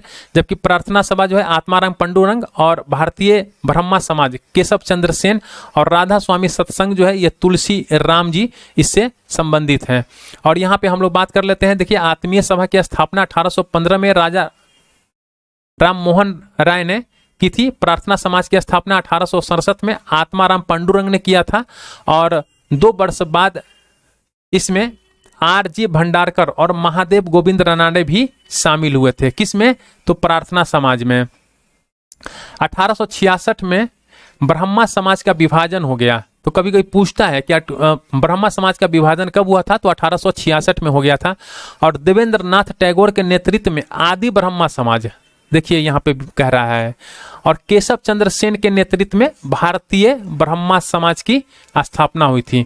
और परम संत तुलसी राम जो थे ये राधा स्वामी सत्संग से संबंधित हैं। यहाँ पे फिर कह रहा है सूची 1 सूची 2 को सुमेलित कीजिए, तो हम लोग इसका डिस्क्रिप्शन देख लेते हैं। 1828 में राजा राम मोहन राय ने ब्रह्मा समाज की नींव कहाँ रखी थी? तो कलकत्ता में डाली थी 1828 में। मानव धर्म सभा की स्थापना जो है सूरत में हुआ था। मानव धर्म सभा की स्थापना सूरत में हुआ था। और 1875 ईस्वी में दयानंद सरस्वती ने बंबई में आर्य समाज की स्थापना किया था, जिसका मुख्य उद्देश्य था प्राचीन वैदिक धर्म की शुद्ध रूप से पुनः स्थापना करना था। और नदवा उल उलमा, देखिए नदवा उल उलमा की स्थापना जो है लखनऊ में हुआ था। और इसने जो है मुस्लिम सामाजिक सुधारों के क्षेत्र में अत्यधिक प्रयास किया था। निम्नलिखित में से किस समाज सुधारक ने 1826 के जूरी अधिनियम का घोर विरोध किया था? तो ये है राजा राम मोहन राय। राजा राम मोहन राय ने 1826 के जूरी अधिनियम का घोर विरोध किया था। यहाँ पे कुछ सुमेलित करना है, तो आइए हम लोग देख लेते हैं। यहीं पे प्रार्थना समाज की बात करते हैं, तो प्रार्थना समाज जो है महादेव गोविंद रानाडे का है। और रामकृष्ण मिशन की बात कर रहे हैं यहाँ पे, तो स्वामी विवेकानंद जी हैं। रामकृष्ण मिशन 1, और यहाँ पे ये 2 1 है कहीं पे, तो आप देखिए ये 2 1 जो है ये सी के अंदर है। सत्य शोधक समाज की बात करते हैं तो ज्योतिबा फूले हैं। और मोहम्मडन एंग्लो ओरिएंटल कॉलेज ये अलीगढ़ में है, और यह सर सैयद अहमद खान के द्वारा स्थापित किया गया था। तो आप इनका नाम याद रख लीजिएगा, अब तक आपने ये पहली बार इनका नाम पढ़ा है। मोहम्मडन एंग्लो ओरिएंटल कॉलेज जो है ये अलीगढ़ के अंदर सर सैयद अहमद खान के द्वारा स्थापित किया गया था। देखिए यहाँ पे हम लोग इन्हीं के बारे में देख लेते हैं। Mohammedan Anglo oriental college Aligarh की स्थापना जो है सर सैयद अहमद खान के द्वारा किया गया था। पूना सार्वजनिक सभा की स्थापना की थी, तो पूना सार्वजनिक सभा की जो स्थापना है ये 1870 में किसने किया था? महादेव गोविंद रानाडे ने किया था। पूना सार्वजनिक सभा की स्थापना अप्रैल 1870 में महादेव गोविंद रानाडे ने की थी। इस संस्था के अन्य सदस्यों ने जो अन्य सदस्य थे उसमें थे बाल गंगाधर तिलक, अरविंद केलकर, गोपाल हरि देशमुख, जीवी जोशी आदि शामिल थे। निम्नलिखित में से कौन एक सही सुमेलित है? तो देखिए यहाँ पे जो है सही सुमेलित की बात कर रहा है, तो सर्वेंट ऑफ इंडिया सोसाइटी की स्थापना जो है वो किसने किया था? गोपाल कृष्ण गोखले ने किया था। The servant of India society की स्थापना गोपाल कृष्ण गोखले ने किया था। आइए हम लोग देखते हैं। देखिए महादेव गोविंद रानाडे के शिष्य जो थे ये कौन थे? गोपाल कृष्ण गोखले थे। तो आप ये क्वेश्चंस को ध्यान में रखिएगा। और गोपाल कृष्ण गोखले के शिष्य कौन थे? आप मुझे कमेंट्स में लिखकर बताइए। ये मुझे आप प्लीज कमेंट्स में इनका नाम जो है लिखकर बताइए कि गोपाल कृष्ण गोखले के जो शिष्य थे उनका नाम क्या था। और रानाडे के शिष्य का नाम गोपाल कृष्ण गोखले, और गोपाल कृष्ण गोखले के शिष्य का नाम आप मुझे कमेंट्स में लिखकर बताइए, क्योंकि बिना इनके मॉडर्न हिस्ट्री नहीं है। रानाडे के शिष्य थे गोपाल कृष्ण गोखले, और वर्ष 1905 में इन्होंने जो है सर्वेंट ऑफ इंडिया सोसाइटी की स्थापना किया था। गोपाल कृष्ण गोखले ने कांग्रेस के 21वें अधिवेशन यानी 1905 में जो बनारस में हुआ था, इसका आप ध्यान रखिएगा। गोपाल कृष्ण गोखले जो है कांग्रेस का जो 21वां अधिवेशन हुआ था जो 1905 में हुआ था, बनारस अधिवेशन की अध्यक्षता इन्होंने किया था। देखिए गोखले महात्मा गांधी के राजनीतिक गुरु थे। अब ये नाम आपको पता ही चल गया। गोखले जो थे वो कौन थे? महात्मा गांधी के राजनीतिक गुरु थे। राजा राम मोहन राय के विचारों के प्रसार के लिए देवेंद्र नाथ टैगोर ने 1839 ईस्वी में तत्बोधनी सभा का स्थापना किया था। तो आपसे डायरेक्ट क्वेश्चन पूछता है कि तत्बोधनी सभा का स्थापना जो है ये किसने किया था? तो देवेंद्र नाथ टैगोर ने किया था। कब किया था? तो 1839 में किया था। क्यों किया था? तो राजा राम मोहन राय के विचारों के प्रसार के लिए किया था। 1865 ईस्वी के बाद जो है केशव चंद्र सेन ने मौलिक ब्रह्मा समाज से अलग होकर अलग हो गए और समाज की एक नई शाखा की संगठन किया, जिसने उन्हें भारतीय समाज के नाम से पुकारा। सत्यशोधक समाज की संस्थापक जो है ये ज्योतिबा फूले थे, और जिन्होंने गुलामगिरी नामक पुस्तक लिखी थी। अगला जो क्वेश्चन से कह रहा है कि एमसी सीतलवार, बीएन राव और अल्लादी कृष्ण स्वामी अय्यर प्रख्यात सदस्य थे। तो ये किसके सदस्य थे? तो ये सर्वेंट ऑफ इंडिया सोसाइटी के सदस्य थे।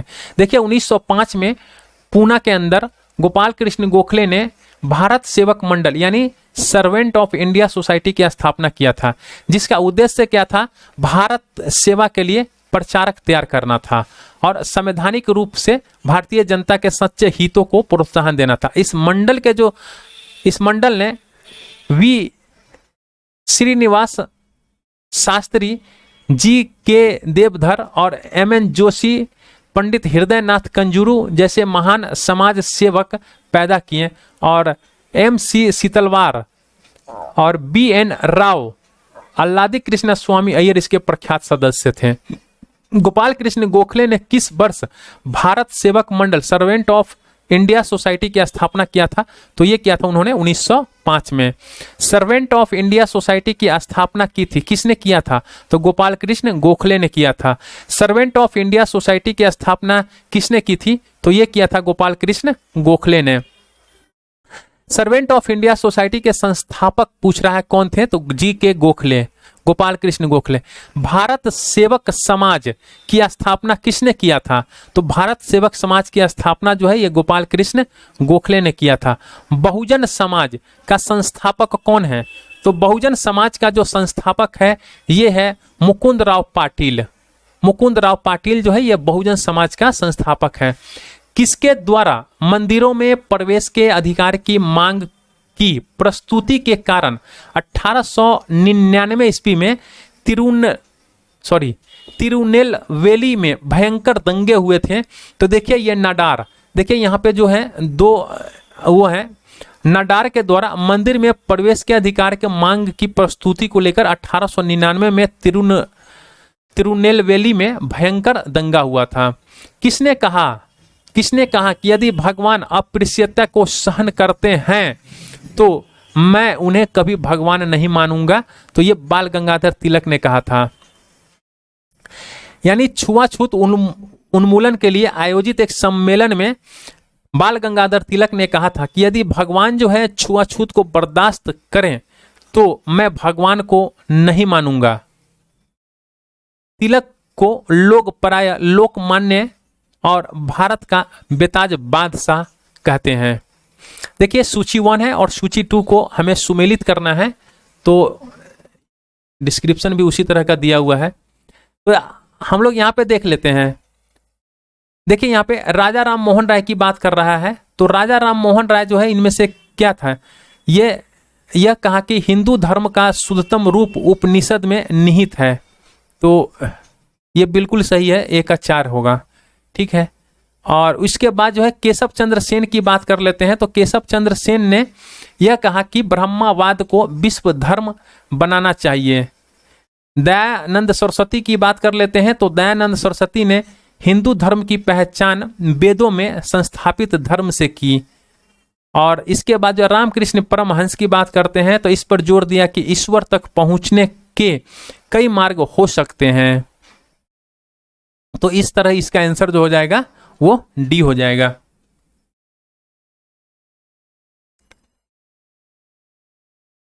निम्नलिखित में से कौन सुमेलित नहीं है?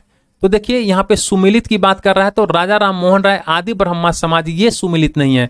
अगर यहाँ पे आदि हटा देता तो ये सुमेलित फिर हो जाता। अगर हम लोग पांडुरंग की बात करते हैं तो प्रार्थना समाज, दयानंद की बात करते हैं तो आर्य समाज, और विवेकानंद जी का बात करते हैं तो रामकृष्ण मिशन की स्थापना किया था। देखिए इसको पढ़ने से कोई फायदा नहीं। निम्नलिखित में से कौन सही सुमेलित नहीं है?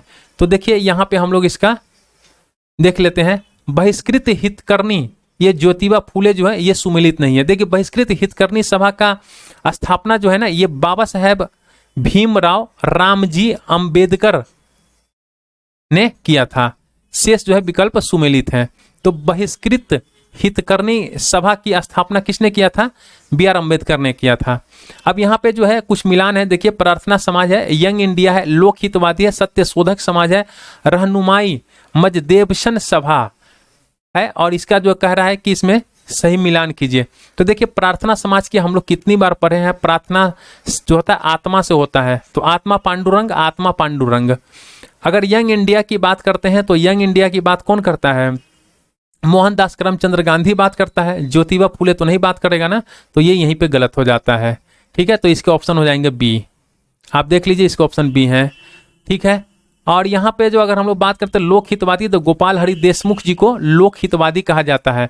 सत्यशोधक समाज की बात करते हैं तो ज्योतिबा फुले सत्यशोधक समाज से संबंधित है। रहनुमाई मजदेवशन सभा की बात करते हैं तो ये नौरोजी फुरदोन जी हैं। अगला जो क्वेश्चन है कह रहा है कि निम्नलिखित समाज सुधारकों में कौन संस्कृत भाषा में प्रवीणता के लिए जाना जाता है? तो ये है उपयुक्त सभी। देखिए दयानंद सरस्वती, ईश्वर चंद्र विद्यासागर, राजा राम मोहन राय, ये सभी जो हैं संस्कृत भाषा में प्रवीणता के लिए जाने जाते हैं। दयानंद सरस्वती, ईश्वर चंद्र विद्यासागर, राजा राम मोहन राय अंग्रेजी शासन के दौरान भारत में धार्मिक सामाजिक सुधार हेतु अनथक प्रयत्न किए और तीनों ही संस्कृत भाषा में प्रवीण थे।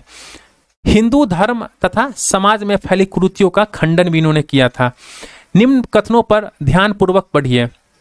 ब्राह्मण समाज एकेश्वरवाद का समर्थन करता है, तो ये जो है बिल्कुल सही है। ठीक है, दूसरा कह रहा है कि आर्य समाज ने शिक्षा के विकास में योगदान दिया था, तो ये भी बिल्कुल सही है। और तीसरा है रामकृष्ण मिशन की स्थापना स्वामी विवेकानंद ने किया था, तो ये भी बिल्कुल सही है। तो इसके आंसर हो जाएंगे 1, 2, 3 सही है। भारत में नारी आंदोलन इनकी प्रेरणा से प्रारंभ हुआ था, तो ज्योतिबा फुले की प्रेरणा से नारी आंदोलन जो है प्रारंभ हुआ था। ब्रह्मा समाज, रामकृष्ण मिशन और आर्य समाज में क्या समानता थी? तो देखिए ब्रह्मा समाज, रामकृष्ण मिशन और आर्य समाज में जो समानता थी, ये तीनों ही राजनीतिक उद्देश्य के लिए नहीं बल्कि लेकिन तीनों ही ने देशभक्ति की भावना से विकास में सहायता किया था। अगला जो क्वेश्चन है कह रहा है कि इनमें से कौन सा कथन सही नहीं है? तो देखिए ये महात्मा गांधी का जन्म जो है गांधीनगर में हुआ, ये सही नहीं है। आइए हम लोग यहाँ पे देख लेते हैं एक बार। महात्मा गांधी का जन्म जो है ये 2 अक्टूबर 1869 को पोरबंदर के गुजरात में हुआ है। ठीक है, आप इसको ध्यान में रखिएगा। 1889 में एनी बेसेंट ने थियोसोफिकल सोसाइटी की सदस्यता ली और वर्ष 1907 में कर्नल अल्कट की मृत्यु के बाद एनी बेसेंट थियोसोफिकल सोसाइटी की अध्यक्षता बनी। अड्यार में थियोसोफिकल सोसाइटी का अंतर्राष्ट्रीय मुख्यालय स्थापित किया गया, तो ये बिल्कुल सही बात है। 1875 में स्वामी दयानंद सरस्वती ने बंबई में आर्य समाज की स्थापना की थी। देखिए अगला जो क्वेश्चन है कह रहा है कि निम्नलिखित युग्मों पर विचार कीजिए। ये आंदोलन है, संगठन है और यहाँ पे लीडर है।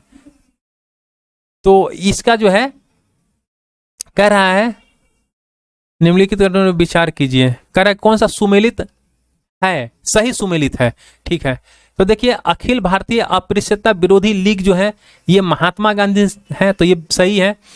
अखिल भारतीय किसान सभा स्वामी सहजानंद सरस्वती बिल्कुल सही है। और आत्मसम्मान आंदोलन जो है ये ई.वी. रामास्वामी नायकर, तो ये भी बिल्कुल सही है। आप इनको जो है थोड़ा सा इनका नाम जो है आप ध्यान में रखिएगा, पहली बार आप देखे हैं।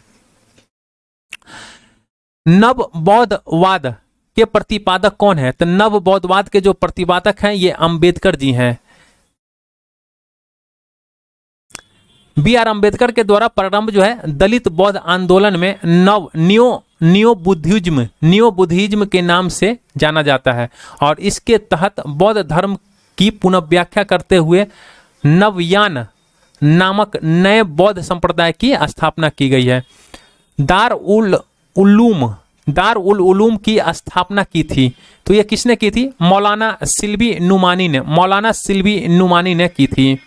देवबंद आंदोलन यूपी संयुक्त प्रांत में किस वर्ष प्रारंभ हुआ था? तो ये हुआ था 1866 में। वर्ष 1924 के बंगाल में तारकेश्वर आंदोलन निम्न में से किसके विरुद्ध था? तो तारकेश्वर आंदोलन जो है ये मंदिरों में भ्रष्टाचार के विरुद्ध था। हाली पद्धति संबंधित है, तो हाली पद्धति जो है ये बंधुआ मजदूर से संबंधित है। निम्नांकित निम्नलिखित नेताओं में किसने क्रांतिकारी संगठन अभिनव भारत समाज की स्थापना किया था? तो अभिनव भारत समाज की स्थापना जो है ये विनायक दामोदर सावरकर ने किया था। देखिए यहाँ पे विनायक दामोदर सावरकर और उनके छोटे भाई जो थे उनका नाम था गणेश दामोदर सावरकर। इन्होंने जो है मित्र मेला नामक एक संगठन को शुरू किया था और जिसे जो है वर्ष 1904 में नासिक में बीडी सावरकर ने नाम परिवर्तित कर अभिनव भारत यानी यंग इंडिया सोसाइटी का नाम क्रांतिकारी संगठन के रूप में स्थापित कर दिया था। तो ये थे अब तक के पहले चैप्टर। और अभी जो मैं आपके साथ डिस्कशन करने जा रहा हूँ वो कांग्रेस से पूर्व जो राजनीतिक संस्थाएं थी उनके बारे में। तो इसमें भी है लगभग 80 के आसपास में क्वेश्चंस हैं अप्रॉक्स, मुझे उतना ध्यान नहीं है कितना है। तो चलिए स्टार्ट करते हैं। इसका पहला क्वेश्चन है, कह रहा कि भारत में जिस राजनीतिक संगठन की स्थापना 1838 में हुई थी उसका नाम क्या है? तो उसका नाम है जमींदारी एसोसिएशन। जमींदारी एसोसिएशन की स्थापना जो है 1838 में हुआ था। तो आइए हम लोग इसको देख लेते हैं। देखिए जमींदारी एसोसिएशन या फिर लैंड होल्डर सोसाइटी की स्थापना जो है 1838 में कलकत्ता में हुई थी और यह पहली राजनीतिक संस्था या संगठन थी जिसने संगठित राजनीतिक प्रयासों का शुभारंभ किया, शिकायतों को दूर करने के लिए संवैधानिक उपचारों का प्रयोग किया था। निम्नलिखित में से किस एक ने सन 1875 में हाउस ऑफ कॉमन्स में एक याचिका प्रस्तुत करते हुए ब्रिटिश संसद में भारत के प्रत्यक्ष प्रतिनिधित्व की मांग किया था? तो ये किया था द पूना सार्वजनिक सभा ने। देखिए पूना सार्वजनिक सभा जो था इसने 1877 में एमजी रानाडे और जीबी जोशी के द्वारा की गई थी। किसके द्वारा? एमजी रानाडे और जीबी जोशी के द्वारा किया गया था। रानाडे ने सभा के विलक्षण नेतृत्व प्रदान किया और 1875 ईस्वी में इस संस्था ने ब्रिटिश संसद में भारतीय के प्रत्यक्ष प्रतिनिधित्व की मांग करते हुए हाउस ऑफ कॉमन के समक्ष याचिका प्रस्तुत किया था। इंडियन एसोसिएशन के संस्थापक कौन थे? तो देखिए सुरेंद्र नाथ बनर्जी जो है ये इंडियन एसोसिएशन के संस्थापक हैं। 26 जुलाई 1876 में सुरेंद्र नाथ बनर्जी ने आनंद मोहन बोस के सहयोग से इंडियन एसोसिएशन यानी भारत संघ की स्थापना इन्होंने कहाँ किया था? कलकत्ता में किया था। यह तत्कालीन राजनीतिक संस्थाओं में से सबसे प्रमुख एवं महत्वपूर्ण थी जिसे कांग्रेस से पूर्व अखिल भारतीय स्तर की संस्था का सम्मान प्राप्त था। इस संस्था ने सिविल सेवा परीक्षा प्रणाली में सुधार की मांग की थी। इसको आप ध्यान में रखिएगा। किसकी मांग किया था इसने? ये जो इंडियन एसोसिएशन है सुरेंद्र नाथ बनर्जी के द्वारा 1876 में जो स्थापित किया गया था आनंद मोहन बोस के सहयोग से, ये जो इंडियन एसोसिएशन संस्था जो है इसने सिविल सेवा परीक्षा प्रणाली में सुधार की मांग की थी और इल्बर्ट बिल विवाद जैसे मामले को लेकर इसने आंदोलन चलाया था। तो ये 2 पॉइंट आप यहां से याद कर लीजिएगा। इंडियन एसोसिएशन यानी भारत संघ ने जमींदारों के स्थान पर मध्यम वर्ग को प्रधानता दिया था। तो ये तीसरा पॉइंट जो है मध्यम वर्ग। इंडियन एसोसिएशन ने किसको प्रधानता दिया था? मध्यम वर्ग को। इंडियन एसोसिएशन के संस्थापक कौन है? तो इंडियन एसोसिएशन के संस्थापक हैं ये हैं एस.एन. बनर्जी। राष्ट्रीय कांग्रेस से पूर्व सबसे प्रमुख संस्था कौन थी? तो ये था इंडियन एसोसिएशन ऑफ कलकत्ता। यानी देखिए इंडियन एसोसिएशन इसकी स्थापना कलकत्ता में होता है 1876 में सुरेंद्र नाथ बनर्जी के द्वारा। सुरेंद्र नाथ बनर्जी ने किस वर्ष भारतीय सिविल सेवा से हटाया गया था? तो देखिए इनको जो हटाया गया था सुरेंद्र नाथ बनर्जी को, ये द्वितीय थे। सुरेंद्र नाथ बनर्जी जो थे ये द्वितीय भारतीय थे जिन्होंने आईसीएस की परीक्षा जो है उन्होंने उत्तीर्ण किया था। प्रथम नियुक्ति जो है इनकी कहाँ हुआ था? सिलहट में हुआ था। सिलहट जो है कहाँ है? अभी बांग्लादेश में है। और इसमें इनकी नियुक्ति जो हुआ था ये असिस्टेंट मजिस्ट्रेट के पद पे हुआ था और यहीं पर मामूली भूल की वजह से 1874 में इन्हें पद से हटा दिया गया था। निम्नलिखित भारतीय नेताओं में से कौन एक ब्रिटिश द्वारा इंडियन सिविल सर्विस से बर्खास्त किया गया था? तो वह है सुरेंद्र नाथ बनर्जी।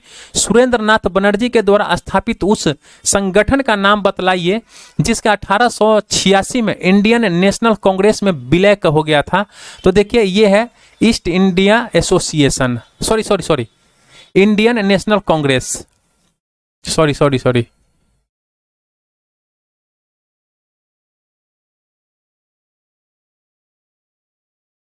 आप यहाँ पे इसका हम लोग थोड़ा सा डिस्क्रिप्शन देख लेते हैं। देखिए आईएनसी की बात कर रहे हैं यहाँ पे। आईएनसी का जो पहला अधिवेशन हुआ था 1885 में हुआ था, बम्बई में हुआ था, और इसके जो पहले अध्यक्ष थे उनका नाम था बनर्जी, यानी WC बनर्जी। ये एक बंगाली बैरिस्टर ने किया। और 26 जुलाई 1876 को सुरेंद्रनाथ बनर्जी ने आनंद मोहन बोस की सहयोग से इंडियन एसोसिएशन यानी भारत संघ की स्थापना इन्होंने कलकत्ता में किया था। दिसंबर 1883 में इंडियन एसोसिएशन ने अपने भारतीय राष्ट्रीय सम्मेलन यानी इंडियन नेशनल कॉन्फ्रेंस का आयोजन किया, और भारतीय राष्ट्रीय कांग्रेस की स्थापना के समय सुरेंद्रनाथ बनर्जी की अध्यक्षता में इंडियन एसोसिएशन का दूसरा अधिवेशन भारतीय राष्ट्रीय सम्मेलन यानी इंडियन नेशनल कॉन्फ्रेंस कलकत्ता में हुआ। ऐसे मालूम पड़ता है कि दोनों आंदोलन समकालिक एवं स्वतंत्र थे तथा दोनों में से किसी के भी संगठनकर्ता को दूसरे के बारे में उससे अधिवेशनों के पहले कोई जानकारी न थी। अधिवेशनों के ठीक पहले आकर यह जानकारी हुई कि दोनों संगठन एक ही ढंग पर सोचे गए तथा दोनों ने एक ही प्रकार का कार्यक्रम अपनाया है। यह स्पष्टतः अवांछनीय था कि दो ऐसे संघ हो जो भारत के दो विभिन्न भागों को स्वतंत्र रूप से काम करें। तो 1886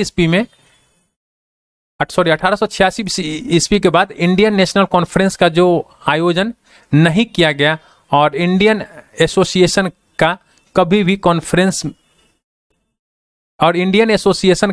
भी कांग्रेस में विलय नहीं हुआ। चूंकि 1886 के बाद इंडियन नेशनल कॉन्फ्रेंस का आयोजन नहीं हुआ, इसीलिए ये डी जो है सही उत्तर माना जाता है। राजनीतिक सुधारों को लेकर विरोध करने वाले पहले भारतीय कौन थे? तो राजनीतिक सुधारों को लेकर विरोध करने वाले जो पहले भारतीय थे उनका नाम था राजा राम मोहन राय। देखिए राजनीतिक सुधारों को लेकर जो विरोध करने वाले पहले भारतीय थे उनका नाम क्या था? राजा राम मोहन राय। अगला जो क्वेश्चन से कह रहा है कि निम्नलिखित को उनके संगठन के आधार पर क्रमवार सजाइए। तो देखिए उनको संगठन के आधार पर जो है हम लोग को क्रमवार सजाना है। तो सबसे पहले हम लोग देखते हैं बॉम्बे एसोसिएशन, जो अगस्त 1852 को दादा भाई नौरोजी के द्वारा स्थापित किया गया था। तो ये आप ध्यान रख लीजिए, बॉम्बे एसोसिएशन 1852 के द्वारा 1852 में किसके द्वारा? नौरोजी के द्वारा, दादा भाई नौरोजी के द्वारा इसको स्थापित किया गया था। इसके बाद है इंडियन लीग की जो स्थापना हुआ था ये सितंबर 1875 में शिशिर कुमार घोष के द्वारा हुआ था। ये 1875 में हुआ था शिशिर कुमार घोष के द्वारा। अगर हम लोग इंडियन एसोसिएशन की बात करते हैं तो ये जुलाई 1876 में सुरेंद्रनाथ बनर्जी और आनंद मोहन बोस के द्वारा स्थापित किया गया था। तो ये हुआ था 1876 में। इसके बाद है मद्रास महाजन सभा की बात कर रहा है यहाँ पे। तो मद्रास महाजन सभा जो हुआ था ये मई 1884 में हुआ था, और इसकी स्थापना जो है एस रामास्वामी मुदलियार और बी राघवाचारी, जी सुब्रमण्यम, पी आनंद चार्लू के द्वारा स्थापित किया गया था। तो इस प्रकार जो होता है 1432 इसका सही उत्तर हो जाएगा।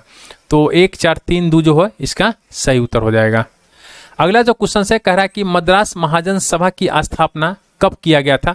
तो अभी आपने देखा है यहाँ पे मद्रास महाजन सभा की जो स्थापना हुआ था वो मई 1884 में हुआ था। तो यहाँ पे देखिए 1884 नहीं है, आप इसको 1884 मानकर याद रखिएगा। निम्नलिखित में से कौन 1885 में स्थापित बॉम्बे प्रेसिडेंसी एसोसिएशन के संस्थापकों में से एक था? तो ये था फिरोज शाह मेहता। फिरोज शाह मेहता 1885 में स्थापित बॉम्बे प्रेसिडेंसी एसोसिएशन के संस्थापकों में से एक है फिरोज शाह मेहता। 1885 ईस्वी में फिरोज शाह मेहता, बदरुद्दीन तैयब जी और के.टी. तैलंग के प्रयास से बॉम्बे प्रेसिडेंसी एसोसिएशन की स्थापना हुआ था, और इसका जो उद्देश्य था राजनीतिक विचारों का प्रचार प्रसार करना। बॉम्बे प्रेसिडेंसी एसोसिएशन की स्थापना किसके द्वारा हुआ था? तो अभी हमने पढ़ा के.टी. तैलंग है ना, तैयब जी, बदरुद्दीन तैयब जी, तो तैयब जी है ना, और इसके बाद फिरोज शाह मेहता, तो फिरोज शाह मेहता, इन तीनों के द्वारा हुआ था। ठीक है, तो ये इसके ऑप्शन हो जाएंगे ई। देखिए 1885 में बॉम्बे प्रेसिडेंसी एसोसिएशन की स्थापना जो हुआ था ये फिरोज शाह मेहता, के.टी. तैलंग और बदरुद्दीन तैयब जी के द्वारा हुआ था। यहाँ पे कह रहा है कि सुमेलित, कौन सा सुमेलित नहीं है, अपने उत्तर में कूट में पाइए। तो देखिए उससे अच्छा होता है कि हम लोग यहाँ पे देख लेते हैं। ब्रिटिश इंडियन सोसाइटी की बात करते हैं तो ये 1839 में लंदन में विलियम एडम के द्वारा स्थापित किया गया था। और ईस्ट इंडिया एसोसिएशन की बात करते हैं तो 1866 में लंदन में दादा भाई नौरोजी के द्वारा स्थापित किया गया था। नेशनल इंडियन एसोसिएशन 1870-71 की बात करते हैं तो ये भी लंदन में मैरी कारपेंटर और मैनिंग के द्वारा स्थापित किया गया था। और इंडियन एसोसिएशन 1876 में कलकत्ता में सुरेंद्र नाथ बनर्जी और आनंद मोहन बोस के द्वारा स्थापित किया गया था। तो यहाँ पे सुमेलित नहीं था, तो सुमेलित ये आपको डी नहीं है, 2 और 4 जो है ये सुमेलित नहीं है। अगला जो क्वेश्चन है कह रहा है कि निम्नलिखित में से कौन कांग्रेस के पूर्व चरण में स्थापित राजनीतिक संस्थाओं में से एक नहीं थी। तो देखिए ये जो है ये द इंडियन एसोसिएशन जो है ये राजनीतिक संस्थाओं में नहीं था। देखिए सितंबर 1870 में ब्रिस्टल इंडियन एसोसिएशन की स्थापना हुआ था।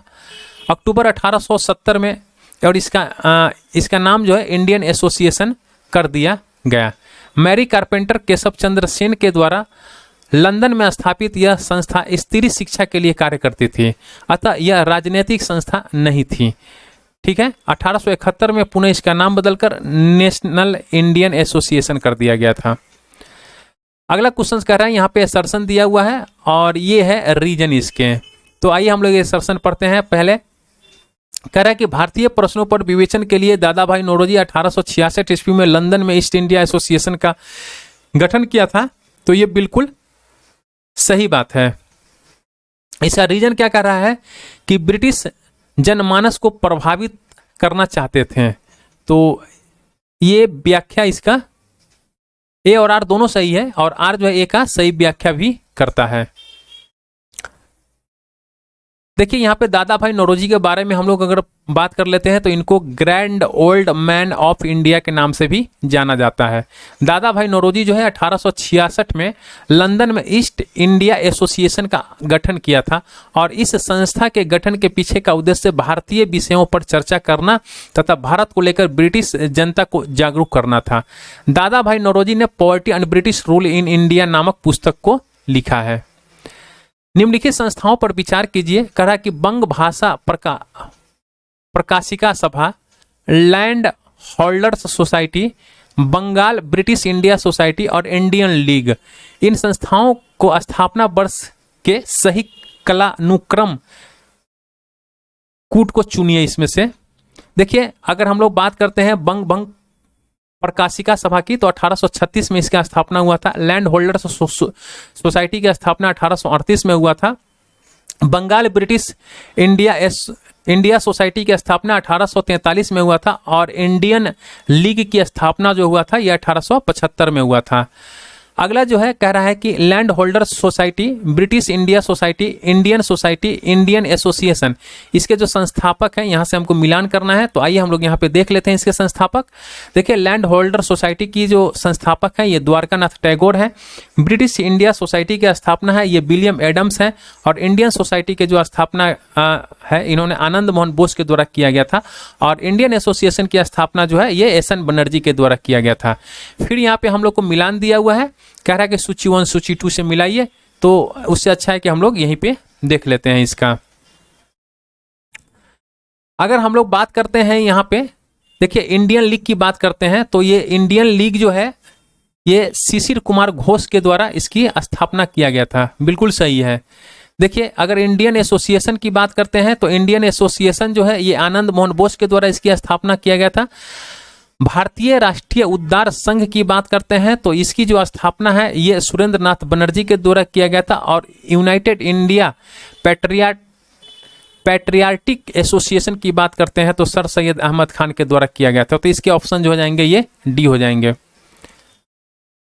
फिर यहाँ पे सुमेलित कह रहा है तो आइए हम लोग इसका डिस्क्रिप्शन देख लेते हैं। देखिए इंडियन एसोसिएशन की बात है तो सुरेंद्र नाथ बनर्जी, पूना सार्वजनिक सभा महादेव गोविंद रानाडे, बम्बई प्रेसिडेंसी एसोसिएशन फिरोज शाह मेहता और मद्रास महाजन सभा जो है ये आनंद चार्लू के द्वारा किया गया था। तो इसके हो जाएंगे ए। अगला जो है क्वेश्चन कह रहा है कि निम्नलिखित में से कौन सैयद अहमद खान के साथ यूनाइटेड इंडिया पैट्रियट एसोसिएशन की संस्थापक था। तो ये है राजा शिव प्रसाद। राजा शिव प्रसाद जो था ये सर सैयद अहमद खान के साथ जो है ये यूनाइटेड इंडिया पैट्रियाटिक एसोसिएशन के संस्थापक थे। एक बार इसको देख लेते हैं। देखिए, एक राजनीतिक संगठन के रूप में यूनाइटेड इंडिया पैट्रियाटिक एसोसिएशन की स्थापना 1888 में सर सैयद अहमद खान तथा बनारस के राजा शिव प्रसाद सिंह ने की थी। ध्यातव्य है कि उस वक्त संगठन की स्थापना भारतीय राष्ट्रीय कांग्रेस के विरोध एवं मुस्लिम समुदाय और ब्रिटिश के मध्य घनिष्ठ संबंधों को विकसित करने के उद्देश्य से की गई थी। इस संस्था का जो स्थापना किया गया था ये इन कारणों से किया गया था। निम्नलिखित युग्मों में कौन सही सुमेलित नहीं है? तो देखिए यहाँ पे जो है सी और डी जो है ये दोनों सुमेलित नहीं है। तो अगर हम लोग बात कर लेते हैं royal Asiatic society of great Britain का, तो देखिए royal Asiatic society of great Britain की बात कर लेते हैं तो इसकी स्थापना जो है 1823 में हुआ था और land holder society of Bengal की स्थापना जो है 1838 में हुआ था। यानी एशियाटिक सोसाइटी ऑफ बंगाल की स्थापना 1784 में हुआ था और एशियाटिक सोसाइटी ऑफ बॉम्बे की स्थापना जो है 1804 में हुआ था। अगला क्वेश्चन से कह रहा है कि कलकत्ता में एशियाटिक सोसाइटी ऑफ बंगाल की स्थापना 1784 में किसने की थी? तो ये किया था विलियम जोन्स ने। एशियाटिक सोसाइटी ऑफ बंगाल की जो स्थापना है 1784 में ये विलियम जोन्स ने किया था। एशियाटिक सोसाइटी ऑफ बंगाल का संस्थापक कौन था? तो एशियाटिक सोसाइटी ऑफ बंगाल का जो संस्थापक था सर विलियम जोन्स है। देखिए, ब्रिटिश इंडियन एसोसिएशन के प्रथम अध्यक्ष कौन थे? तो ब्रिटिश इंडियन एसोसिएशन के जो प्रथम अध्यक्ष हैं वो राधाकांत देव हैं। सूची 1 सूची 2 से हम लोग को मिलान करना है, तो आइए देखिए हम लोग यहीं पे देख लेते हैं सूची 1 सूची 2 को। देखिए, ब्रिटिश इंडियन एसोसिएशन की अगर हम लोग बात कर लेते हैं तो ब्रिटिश इंडियन एसोसिएशन जो है ये राधाकांत देव के द्वारा स्थापित किया गया था, यानी 3 हो जाएगा इसका। बॉम्बे प्रेसिडेंसी एसोसिएशन की बात करते हैं तो बॉम्बे प्रेसिडेंसी एसोसिएशन की स्थापना जो है ये के.टी. तेलंग के द्वारा किया गया था, तो ये भी बिल्कुल सही है। अगर हम लोग बात करते हैं सेंट्रल मोहम्मडन नेशनल एसोसिएशन की बात करते हैं तो सैयद अमीर अली के द्वारा किया गया था, तो ये जो होगा इसका सही है। हाँ, C4। Servant of India society तो गोपाल कृष्ण गोखले के द्वारा किया गया था, तो ये भी चाहिए। 3 2 4 1 आपको हो जाएगा 3 2 4 1 बी। अब यहां से जो है भारतीय राष्ट्रीय कांग्रेस के क्वेश्चन जो है स्टार्ट होते हैं। कितने क्वेश्चन थे इसमें? 26 ही थे। अब यहाँ से भारतीय राष्ट्रीय कांग्रेस के क्वेश्चन जो होते हैं स्टार्ट होते हैं, तो चलिए हम लोग डायरेक्ट क्वेश्चंस के ऊपर चलते हैं। भारतीय राष्ट्रीय कांग्रेस की स्थापना की थी, तो भारतीय राष्ट्रीय कांग्रेस का जो स्थापना है ये ए.ओ. ह्यूम के द्वारा किया गया था। तो इसको थोड़ा सा हम लोग पढ़ लेते हैं, क्योंकि यहाँ से पढ़ लेंगे तो थोड़ा आगे जो है हमें सहूलियत मिल जाएगा। देखिए, ए.ओ. ह्यूम का जो पूरा नाम है ये एलन ऑक्टेवियन ह्यूम था। ये भारतीय सिविल सेवा से सेवानिवृत्त ब्रिटिश अधिकारी थे। तो डायरेक्ट ये लाइन जो है पूछा जाता है एग्जाम्स में। और ये कहाँ बसे थे? ये शिमला में बस गए थे।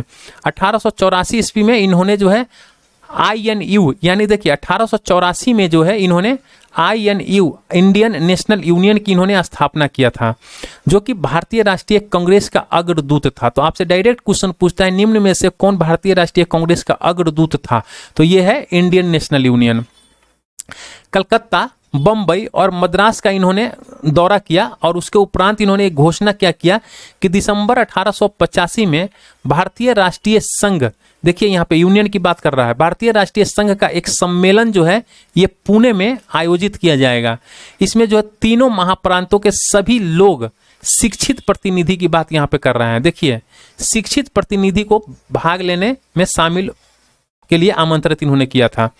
लेकिन हुआ यूं कि पुणे के अंदर जो है ये हैजा फैल गया। तो हैजा फैल जाने के कारण जो है स्थल बदलकर, यानी स्थान को बदलकर तेजपाल संस्कृत विद्यालय बंबई कर दिया गया। ठीक है। भारतीय राष्ट्रीय संघ का जो पहला अधिवेशन हुआ था ये 1885 को हुआ था, 28 दिसंबर 1885। आप इसको याद रख लीजिए कि भारतीय राष्ट्रीय संघ का जो पहला अधिवेशन हुआ था वो 28 दिसंबर 1885 को हुआ था और इसी सम्मेलन में दादा भाई नौरोजी ने सुझाव दिया।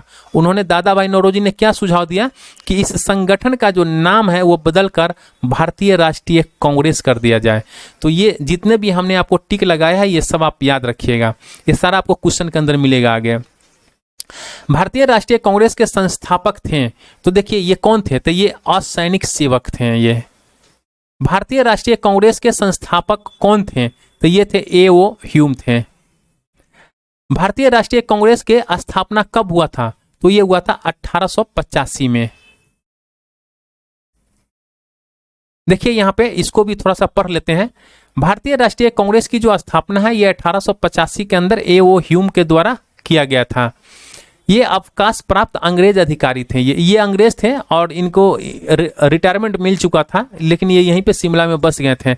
इसका पहला अधिवेशन जो है 28 दिसंबर 1885 को बंबई में गोकुल तेजपाल संस्कृत विद्यालय में आयोजित किया गया था और इसमें जो है कुल 72 प्रतिनिधियों ने भाग लिया था। भारतीय राष्ट्रीय कांग्रेस के पहले अधिवेशन की अध्यक्षता तो है यह व्योमेश चंद्र बनर्जी। देखिए आप इनका पूरा नाम याद कीजिए क्योंकि रेलवे के एग्जाम्स में इनका पूरा नाम पूछा गया था।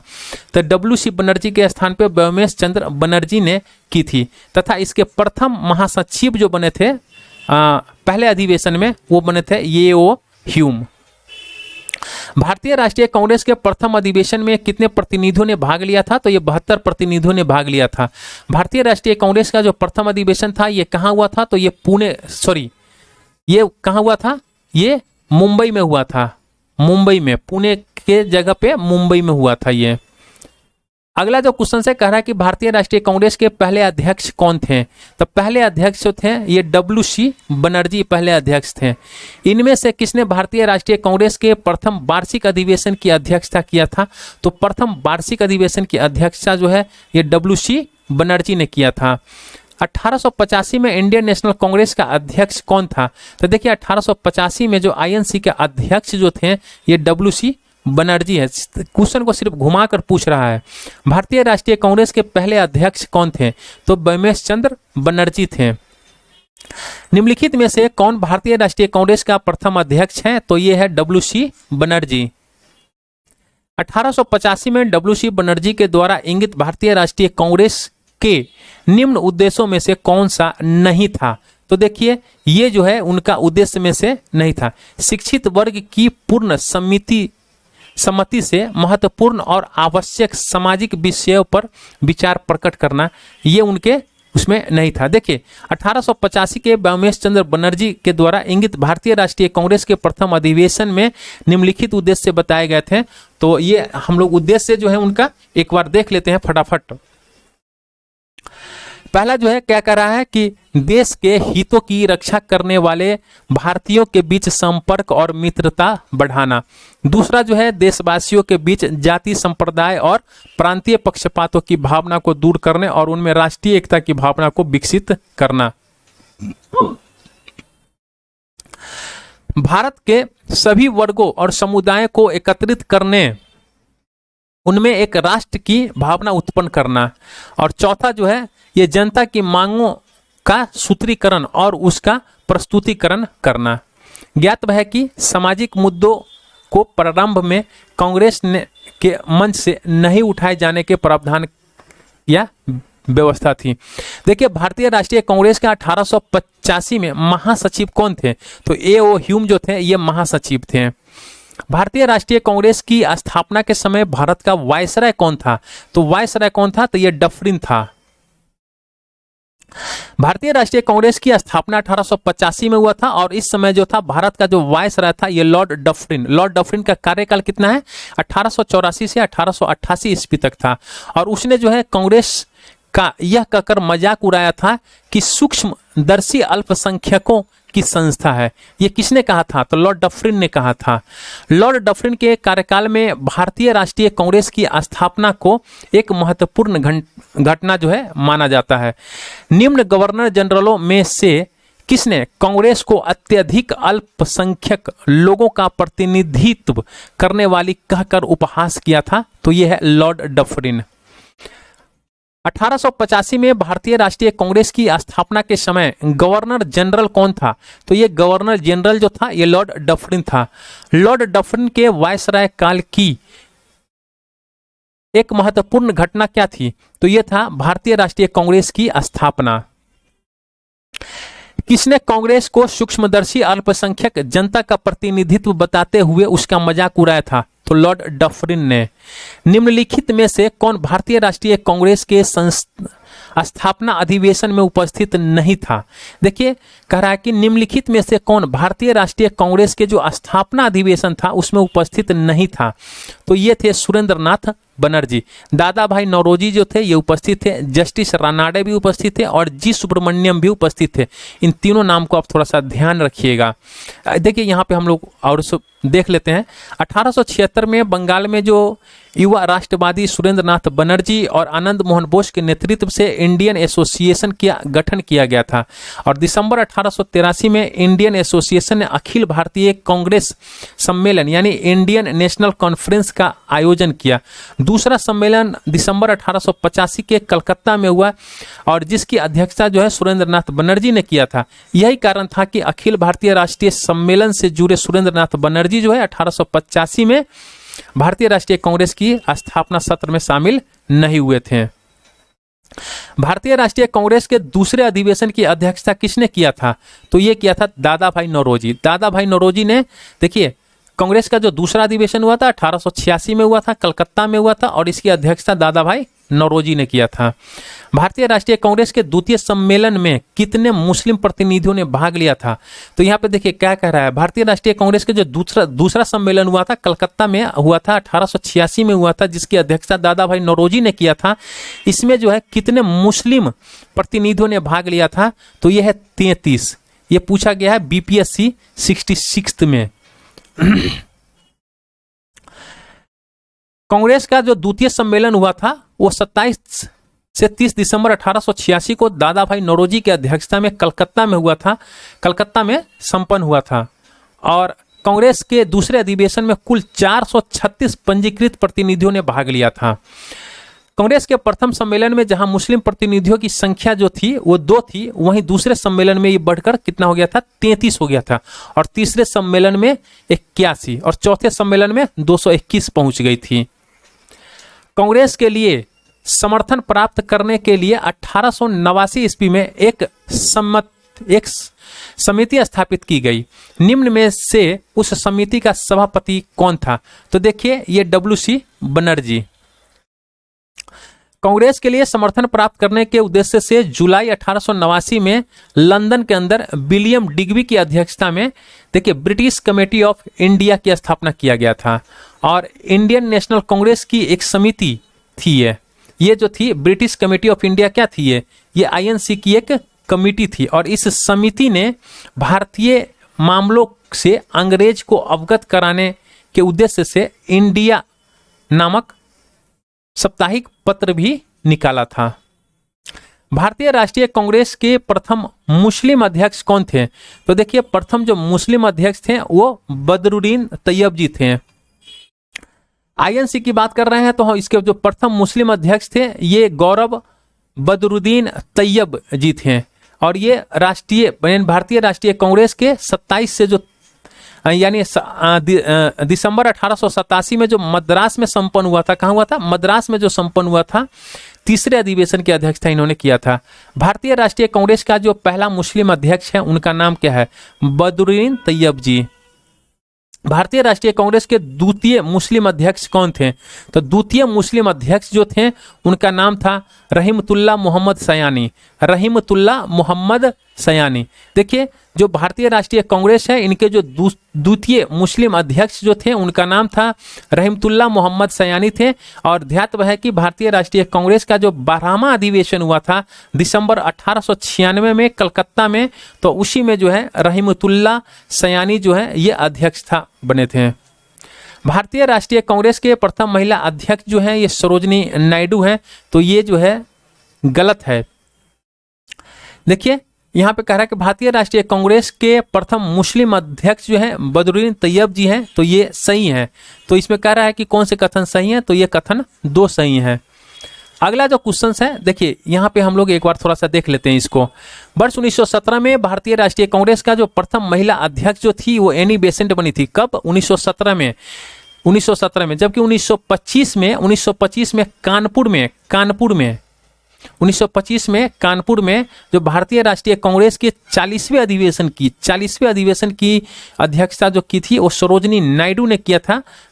कांग्रेस के प्रथम भारतीय महिला अध्यक्ष बनी थी ये, इसीलिए एक जो है वो असत्य है। भारतीय राष्ट्रीय कांग्रेस के सर्वप्रथम मुस्लिम अध्यक्ष जो हैं ये गौरव बदरुद्दीन तैयब जी थे, और इन्होंने जो है 1887 में मद्रास में संपन्न तीसरे अधिवेशन में इन्होंने अध्यक्ष की पद संभाला था। भारतीय राष्ट्रीय कांग्रेस का प्रथम निर्वाचित यूरोपीय अध्यक्ष कौन था? ये निर्वाचित यूरोपीय अध्यक्ष की बात कर रहा है, तो इनका नाम था जॉर्ज यूले। जॉर्ज यूले जो था ये प्रथम निर्वाचित यूरोपीय अध्यक्ष थे। देखिए, भारतीय राष्ट्रीय कांग्रेस का जो प्रथम निर्वाचित यूरोपीय अध्यक्ष जो थे उनका नाम था जॉर्ज यूले, और इसने जो है भारतीय राष्ट्रीय कांग्रेस के चतुर्थ सम्मेलन जो 1888 में हुआ था, चतुर्थ सम्मेलन, इसमें इन्होंने अध्यक्षता किया था। निम्नलिखित में से कौन एक भारतीय राष्ट्रीय कांग्रेस से कभी संबंध नहीं रहा था? तो ये है सर सैयद अहमद। सर सैयद अहमद का संबंध जो है आईएनसी से कभी भी नहीं रहा था। देख ये मत पढ़िए, बहुत लंबा चौड़ा है। निम्नलिखित में से कौन भारतीय राष्ट्रीय कांग्रेस का अध्यक्ष कभी नहीं चुना जा सका? तो ये है, देखिए, बाल गंगाधर तिलक जो है ये भारतीय राष्ट्रीय कांग्रेस के अध्यक्ष जो है कभी भी नहीं चुने जा सके। आइए हम लोग इनके बारे में पढ़ते हैं। लाला लाजपत राय जिन्हें जो है लोग प्राय शेरे पंजाब कहते हैं या फिर पंजाब का सिंह कहते थे, वर्ष 1920 में कलकत्ता अधिवेशन में भारतीय राष्ट्रीय कांग्रेस के अध्यक्ष बने। कौन? लाला लाजपत राय की यहाँ पे बात हम लोग कर रहे हैं, लाला लाजपत राय की बात। वे अनहैप्पी इंडिया के लेखक थे। श्रीमती एनी बेसेंट की बात कर लेते हैं, तो ये आंग्ला आयरलैंड से थी। ये एनी बेसेंट जो है ये कहाँ से थी? तो ये आंग्ला आयरलैंड से थी, और ये 1907 से 1933 तक थियोसॉफिकल सोसाइटी की प्रधान रही, और 1916 में होम रूल लीग का इन्होंने गठन किया था। 1917 में भारतीय राष्ट्रीय कांग्रेस की प्रथम महिला अध्यक्ष बनी थी। मोतीलाल नेहरू की बात कर लेते हैं, तो वर्ष 1919 और 1928 में ये कांग्रेस के अध्यक्ष रहे थे। जनवरी 1923 में स्वराज पार्टी का इन्होंने गठन किया था। अगर हम लोग तिलक की बात कर लेते हैं, तो महाराष्ट्र के चित्पावन ब्राह्मण थे ये जो बाल गंगाधर जो तिलक थे ये चित्त पावन ब्राह्मण थे महाराष्ट्र के, और इनको जो है केसरी और मराठा का संपादन किया।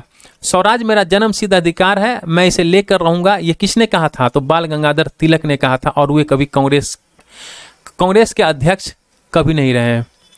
निम्नलिखित में से किसने कभी भी भारतीय राष्ट्रीय कांग्रेस के किसी भी अधिवेशन की अध्यक्षता नहीं किया था? तो बाल गंगाधर तिलक। अगला जो क्वेश्चन है कह रहा है कि लाल, पाल और बाल ये त्रिगुट का कौन व्यक्ति भारतीय राष्ट्रीय कांग्रेस का अध्यक्ष हुआ था? तो देखिए, लाल, पाल और बाल की बात करते हैं, तो ये है लाला लाजपत राय जो है ये कांग्रेस के अध्यक्ष बने थे, और बाल गंगाधर तिलक, बिपिन चंद्र पाल ये नहीं बने थे। निम्न में से कौन भारतीय कांग्रेस की अध्यक्ष रही थी? तो देखिए, एनी बेसेंट जो है ये भारतीय कांग्रेस की अध्यक्ष रही थी। निम्न में से किस अधिवेशन के लिए कांग्रेस ने पहली बार एक महिला को अध्यक्ष बनाया था? तो कलकत्ता अधिवेशन 1917 में एनी बेसेंट जो है ये अध्यक्ष बनी थी। अखिल भारतीय कांग्रेस की प्रथम महिला अध्यक्ष कौन है? तो देखिए, प्रथम महिला अध्यक्ष जो है वो एनी बेसेंट है। निम्नलिखित में से कौन भारतीय राष्ट्रीय कांग्रेस की प्रथम महिला अध्यक्ष थी? तो भारतीय राष्ट्रीय कांग्रेस की जो प्रथम महिला अध्यक्ष थी वो एनी बेसेंट थी। अगला क्वेश्चन कह रहा है कि भारतीय राष्ट्रीय कांग्रेस की प्रथम महिला अध्यक्ष की बात कर रहा है, तो ये एनी बेसेंट है। भारतीय राष्ट्रीय कांग्रेस की प्रथम महिला अध्यक्ष जो है वो एनी बेसेंट है। कांग्रेस की प्रथम भारतीय महिला अध्यक्ष की यहाँ पे बात कर रहा है, तो यह हो जाएगा सरोजिनी नायडू। ठीक है, अब यहाँ पे थोड़ा हम इनको बारे में देख लेते हैं। सरोजिनी नायडू जो है ये कवित्री और राष्ट्रवादी नेत्री थी, और वर्ष 1925 के कानपुर अधिवेशन में, कानपुर का जो आईएनसी का अधिवेशन हुआ था 40वां अधिवेशन, इसमें जो है ये कांग्रेस की प्रथम महिला अध्यक्ष बनी थी, और यह महात्मा गांधी की विश्वास पात्र और निष्ठावान सहयोगी थी। तो आपसे डायरेक्ट क्वेश्चन पूछता है, निम्न में से कौन महात्मा गांधी के विश्वास पात्र और निष्ठावान थी? तो सरोजिनी नायडू। स्वतंत्रता संग्राम में भाग लेने पर इन्हें कई बार जेल भी जाना पड़ा और वर्ष 1947 से 1949 तक ये उत्तर प्रदेश के राज्यपाल भी रही हैं, तो आप इनको भी ध्यान में रखिएगा। इंडियन नेशनल कांग्रेस के प्रथम भारतीय महिला अध्यक्ष की बात कर रहा है तो सरोजनी नायडू।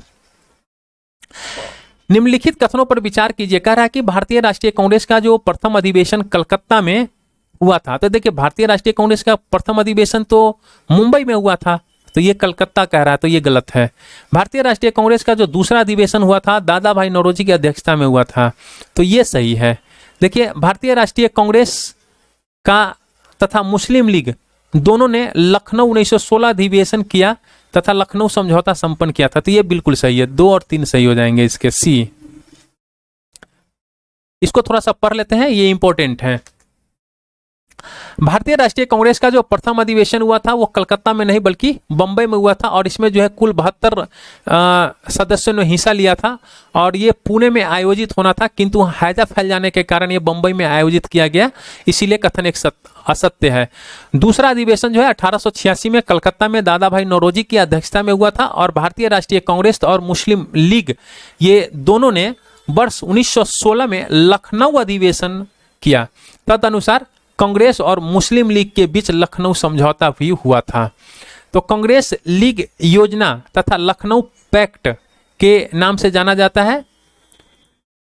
इसी अधिवेशन में उग्रपंथियों को जिन्होंने पिछले 9 वर्ष से कांग्रेस से निष्कासित कर दिया गया था पुनः कांग्रेस में शामिल किया गया और कांग्रेस के लखनऊ अधिवेशन की अध्यक्षता किसने किया था, तो अंबिका चरण मजूमदार ने किया था। भारतीय राष्ट्रीय कांग्रेस का जो 27वां अधिवेशन हुआ था वो किस स्थान पे हुआ था, तो देखिए 27वां अधिवेशन जो हुआ था ये बांकीपुर में हुआ था और बांकीपुर जो है पटना में है, ठीक है। तो पटना और बांकीपुर में आप अगर पटना और बांकीपुर दोनों दिया रहे तो बांकीपुर के साथ जाइएगा, पटना के साथ मत जाइएगा। अगर बांकीपुर नहीं दिया है तो फिर पटना के साथ आप जा सकते हैं। भारतीय राष्ट्रीय कांग्रेस का जो 27वां अधिवेशन था ये दिसंबर 1912 में हुआ था, इस ईयर को आप याद कर लीजिए। बांकीपुर यानी बिहार में संपन्न हुआ था और इस अधिवेशन का अध्यक्षता जो है ये RN मधुलोकर ने किया था और इसी अधिवेशन में A.O. ह्यूम को कांग्रेस का पिता कहा गया था।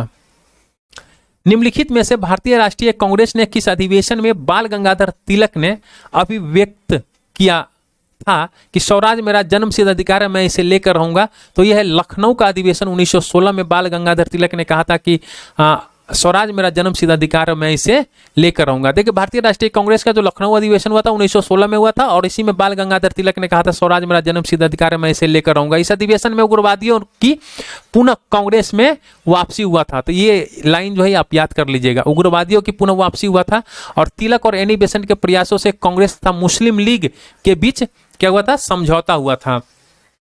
यह समझौता लखनऊ समझौता या फिर कांग्रेस लीग समझौता के नाम से भी जाना जाता है। स्वराज मेरा जन्मसिद्ध अधिकार है, मैं इसे लेकर रहूंगा, यह किसने कहा था, तो यह बाल गंगाधर तिलक ने कहा था। स्वराज मेरा जन्मसिद्ध अधिकार है, मैं इसे लेकर रहूंगा, यह किसने कहा था, तो बाल गंगाधर तिलक ने कहा था। स्वराज मेरा जन्मसिद्ध अधिकार है, मैं इसे पाकर रहूंगा, यह बाल गंगाधर तिलक ने कहा था। स्वराज मेरा जन्मसिद्ध अधिकार है, मैं इसे लेकर रहूंगा, यह किसने कहा था, तो यह BG तिलक ने कहा था। अगला जो क्वेश्चन कह रहा है 47 नंबर कह रहा है कि भारतीय राष्ट्रीय कांग्रेस के बारे में निम्नलिखित कथनों पर विचार कीजिए। तो देखिए सरोजनी नायडू जो है कांग्रेस के अध्यक्ष होने वाली प्रथम महिला थी, तो ये बात जो है गलत है, ठीक है। CR दास ने जब कांग्रेस के अध्यक्ष के रूप में कार्य किया वे जेल में थे, तो ये जो है ये सही थे। CR दास जो है CR दास ने जब कांग्रेस अध्यक्ष के रूप में कार्य किया था तो वे जेल में थे और A.O. ह्यूम को प्रथम ब्रिटिश नागरिक थे जो कांग्रेस के अध्यक्ष बने, तो ये भी गलत है। इसने तो कांग्रेस के महासचिव बने थे, ये कांग्रेस के कभी अध्यक्ष बने ही नहीं। और अल्फ्रेड वेब की बात करते हैं तो 1894 में कांग्रेस के अध्यक्ष थे, तो ये सही है। तो 2 और 4 इसके आंसर हो जाएंगे। अगला जो क्वेश्चन है कह रहा है कि किसने कहा था कि कांग्रेस आंदोलन न तो लोगों के द्वारा प्रेरित था न ही उनके द्वारा सोचा या योजनाबद्ध किया गया था, तो ये किया था लाला लाजपत राय ने। लाला लाजपत राय ने कहा था कि कांग्रेस का आंदोलन जो है न तो लोगों के द्वारा प्रेरित था और न ही यह उनके द्वारा सोचा या योजनाबद्ध किया गया था। किसने कहा था कि कांग्रेस के पतन के लिए लड़खड़ा रही है, कांग्रेस जो है पतन के लिए लड़खड़ा रही है, मेरी सबसे बड़ी अभिलाषा जब तक मैं भारत में हूं कांग्रेस की शांतिपूर्ण समाप्ति के सहयोग करना है। तो ये कहा था कर्जन ने। अगला जो क्वेश्चन है कह रहा है कि अध्यक्षीय संबोधन के समय जिस कांग्रेस अध्यक्ष ने भारतीय भाषा के लिए रोमन लिपि लागू की वकालत की थी वे थे, तो वे कौन थे? तो वे सुभाष चंद्र बोस थे। अगला जो क्वेश्चन कह रहा है कि भारत के स्वतंत्रता प्राप्ति के बाद निम्नलिखित में से किसने सुझाव दिया था कि भारतीय राष्ट्रीय कांग्रेस को समाप्त कर दिया जाए? तो यह सुझाव दिया था महात्मा गांधी। महात्मा गांधी ने सुझाव क्या दिया था कि भारतीय राष्ट्रीय कांग्रेस को समाप्त कर दिया जाए। देखिए, भारत की स्वतंत्रता प्राप्ति के बाद महात्मा गांधी ने भारतीय राष्ट्रीय कांग्रेस को समाप्त करने का सुझाव दिया था। अमृतसर के भारतीय राष्ट्रीय कांग्रेस अधिवेशन 1919 में प्रस्ताव के अनुसार महात्मा गांधी के द्वारा कांग्रेस का नया संविधान लिखने हेतु निम्नलिखित में से किन्हें उनके सहयोग हेतु चुना गया? तो ये चुना गया था, ये एनसी केलकर को चुना गया था और एक चुना गया था आपको आईबी सेन को चुना गया था। अगला जो क्वेश्चन है कह रहा है कि कांग्रेस के एक अधिवेशन में एक गवर्नर जनरल ने भाग लिया था और उक्त गवर्नर जनरल तथा अधिवेशन स्थल निम्न में से कौन सा था? तो देखिए, वो है गवर्नर जनरल जो है ये लॉर्ड विलिंगटन है। लॉर्ड विलिंगटन जो है बंबई में 1915 में कांग्रेस के अधिवेशन में भाग लिया था। भारतीय राष्ट्रीय कांग्रेस के निम्नलिखित अधिवेशनों में से किसकी अध्यक्षता जो है ये सी विजय राघव चेरियार ने किया था? तो ये किया था नागपुर अधिवेशन। नागपुर अधिवेशन 1920 का जो अध्यक्षता है ये सी विजय राघव चेरियार ने किया था। अगला जो क्वेश्चन है कह रहा है कि निम्नलिखित में से किस अधिवेशन में कांग्रेस ने पहली बार भारतीय रियासतों को अपने प्रति अपनी नीति घोषित की थी? तो ये है नागपुर अधिवेशन। और नागपुर अधिवेशन का अध्यक्षता किसने किया था? तो सी विजय राघव चेरियार ने। कब किया था? तो 1920 में। निम्नलिखित कथनों में से कौन सा सत्य है? तो आइए हम लोग एक बार चेक कर लेते हैं। कह रहा है कि कांग्रेस के नागपुर अधिवेशन 1920 में हुआ था। पश्चात जो है प्रांतीय कांग्रेस समिति का गठन जो है भाषाई के आधार पर किया गया था, तो बिल्कुल सही है। 1948 में जो है कांग्रेस ने भाषाई आधार पर प्रांतियों के गठन की मांग को अस्वीकार कर दिया था, तो ये भी बिल्कुल सही है। यानी दोनों जो है सही है, तो ए और बी दोनों सही है। अगला जो क्वेश्चन है कह रहा है कि 1922 के जो गया के इंडियन नेशनल कांग्रेस के अधिवेशन की अध्यक्ष कौन थे? तो ये थे आपके चितरंजन दास। इनके बारे में थोड़ा हम लोग देख लेते हैं। देखिए, 1922 में चितरंजन दास जो है ये जेल से छूटने के बाद वो जो है वो कांग्रेस सम्मेलन का निर्वाचित अध्यक्ष घोषित किए गए थे और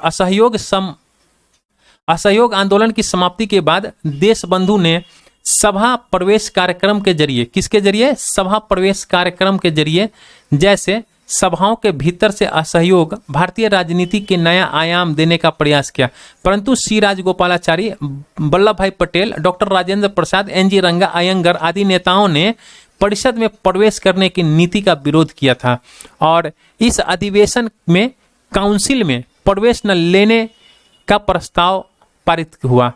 फलस्वरूप चितरंजन दास ने त्याग पत्र दे दिया और इसे उपरांत जो है उन्हें कांग्रेस के भीतर ही स्वराज पार्टी की स्थापना कर दिया। निम्नलिखित में से किसने अखिल भारतीय हरिजन सेवक संघ की 1932 में स्थापना किया था? तो देखिए, अखिल भारतीय हरिजन सेवक संघ की जो स्थापना है 1932 में गांधी जी ने किया था। देखिए, अखिल भारतीय हरिजन संघ की जो स्थापना है 1932 में गांधी जी ने किया था। अगला जो क्वेश्चन है कह रहा है कि नीचे उन व्यक्तियों की सूची दी गई है जो भारतीय राष्ट्रीय कांग्रेस के अध्यक्ष हुए, तथ्य अनुसार जो है उन्हें क्रमबद्ध कीजिए। नीचे दिए गए कूट का उपयोग कर अपना उत्तर दीजिए। देखिए, ये जो है हम लोग यहाँ पे इसका एक्सप्लेनेशन देख लेते हैं। महात्मा गांधी के बारे में अगर हम लोग बात कर लेते हैं तो ये केवल एक बार 1924 में बेलगांव के अधिवेशन की इन्होंने अध्यक्षता किया था। यह क्वेश्चन जो है हजारों दफा पूछा जा चुका है, आप इसको रट जाइए अपने जुआ पे। सरोजिनी नायडू की बात करते हैं तो ये 1925 में कानपुर अधिवेशन में भारतीय राष्ट्रीय कांग्रेस के 40वें अधिवेशन की इन्होंने अध्यक्षता किया था और ये प्रथम भारतीय महिला अध्यक्ष बनी थी। जवाहरलाल नेहरू की बात करते हैं तो ये वर्ष 1929 में लाहौर, अप्रैल 1936 में लखनऊ और दिसंबर 1936 में फैजपुर अधिवेशन की अध्यक्षता किया था। देखिए तो यहां से क्वेश्चन आपको एक और बनता है जवाहरलाल नेहरू के बारे में। क्वेश्चन ये बनता है कि जवाहरलाल नेहरू ने कितनी बार कांग्रेस के अध्यक्ष बने थे, तो ये 3 बार इन्होंने कांग्रेस के अध्यक्ष बने थे। और पटेल साहब जो हैं, ये पटेल साहब वर्ष 1931 में कराची अधिवेशन की अध्यक्षता इन्होंने किया था। ठीक है, तो इसके अनुसार जो हो जाएगा ये 1 4 2 3 हो जाएंगे, आप इसको ध्यान में रखिएगा। भारतीय राष्ट्रीय कांग्रेस के 1924 के अधिवेशन में महात्मा गांधी के द्वारा मात्र 1 बार अध्यक्षता की गई थी। यह अधिवेशन कहां हुआ था, तो यह बेलगांव के अंदर हुआ था। भारतीय राष्ट्रीय कांग्रेस का एकमात्र अधिवेशन जिसकी अध्यक्षता महात्मा गांधी ने किया था तो यह है बेलगांव अधिवेशन वर्ष 1924। महात्मा गांधी ने भारतीय राष्ट्रीय कांग्रेस के किस अधिवेशन की अध्यक्षता किया था, तो ये 1924 में किया था बेलगांव अधिवेशन की अध्यक्षता। देखिए सूची 1 और सूची 2 का हमको सही मिलान करना है और यहाँ पे अध्यक्ष दिया हुआ है और यहाँ पे आईएनसी की सभाओं का स्थान दिया हुआ है। तो देखिए हम लोग जो है यहाँ पे देख लेते हैं डायरेक्ट। अगर हम लोग मोतीलाल नेहरू की बात करते हैं तो अमृतसर के 1919 का जो अधिवेशन हुआ था, अमृतसर अधिवेशन, इसमें जो है मोतीलाल नेहरू जी ने अध्यक्षता किया था। सरोजिनी नायडू की बात करते हैं तो कानपुर के अंदर 1925 में इन्होंने अध्यक्षता किया था। बम्बई 1934 की बात करते हैं तो राजेंद्र प्रसाद जी ने अध्यक्षता किया था बम्बई 1934 में। और अब्दुल कलाम आजाद की बात करते हैं तो ये रामगढ़ के अंदर 1940 में इन्होंने अध्यक्षता संभाला था। देखिए यहाँ पे कुछ स्थान दिए गए हैं और यहाँ पे वर्ष दिए गए हैं, कह रहा है कि कौन सा सुमेलित है, तो आइए हम लोग देख लेते हैं। मेरठ अधिवेशन जो है कांग्रेस का ये 1946 में हुआ था। कानपुर अधिवेशन जो है 1925 में हुआ था। लखनऊ अधिवेशन जो है 1916 में हुआ था और बनारस अधिवेशन जो है कांग्रेस का ये 1905 में हुआ था। निम्नलिखित में से किस भारतीय राष्ट्रीय कांग्रेस ने अधिवेशन में जवाहरलाल नेहरू के समाजवाद को भारत की समस्याओं को हल करने की कुंजी बताया था, तो यह है लखनऊ अधिवेशन। वर्ष 1936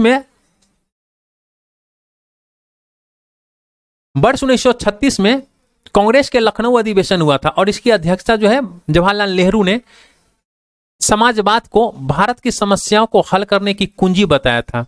उन्होंने कहा था कि मैं समाजवाद के अलावा ऐसा कोई दूसरा रास्ता नहीं देखता जो भारत के लोगों को गरीबी, बेकारी और गुलामी से मुक्ति दिला सके।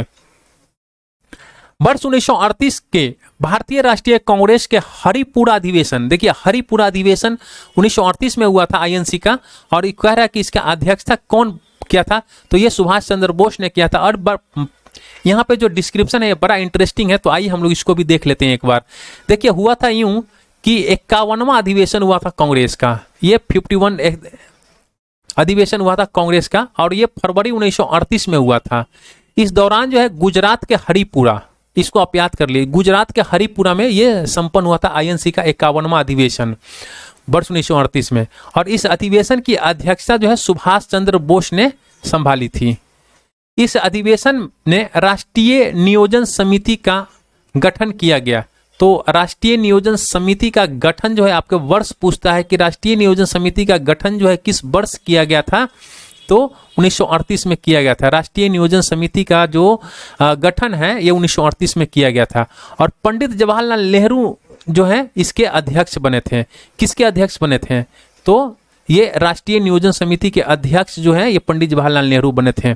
ठीक है, तो आप इन 3 चीज मैंने आपको बताया है, राष्ट्रीय नियोजन समिति, पंडित जवाहरलाल नेहरू इसके अध्यक्ष थे और 1938, आप इसको ध्यान में रखिएगा।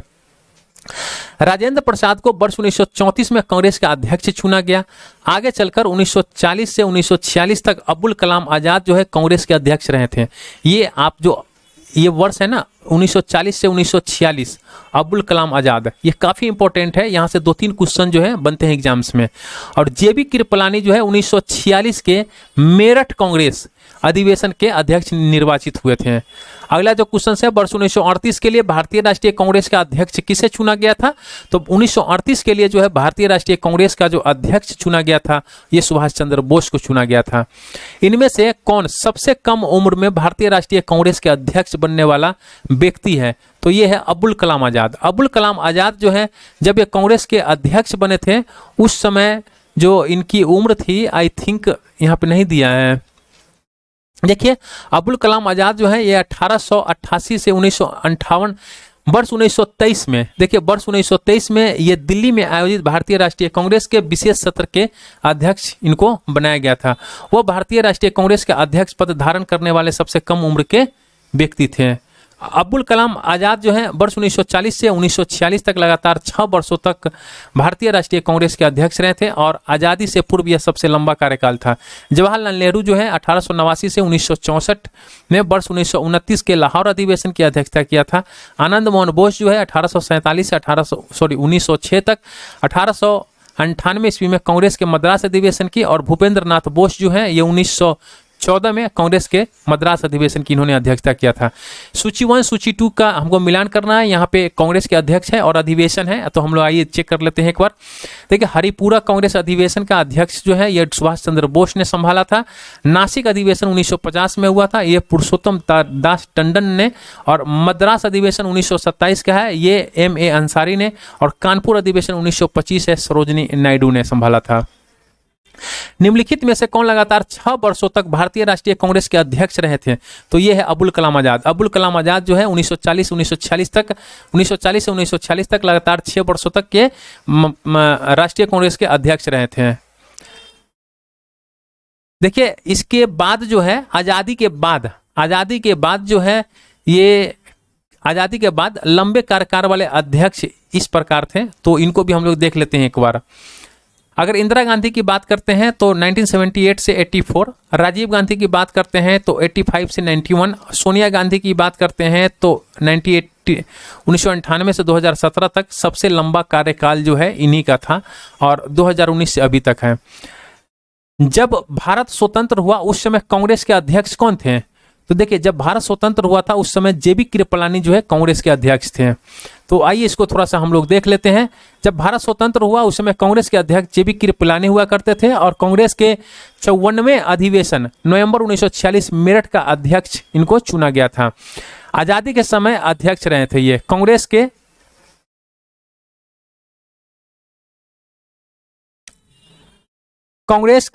55वें अधिवेशन दिसंबर 1948 जयपुर की अध्यक्षता पट्टाभी सीतारमैया ने किया था, और महात्मा गांधी बेलगांव 1924, जवाहरलाल नेहरू ने लाहौर, लखनऊ और फैजपुर, ये तीनों तो आप याद कर लीजिए। लॉ से है लाहौर, लखनऊ और फैजपुर। ये कब ईयर है? दिसंबर 1929 में लाहौर, अप्रैल 1936 में लखनऊ, और उसके बाद जो है दिसंबर 1936 में फैजपुर।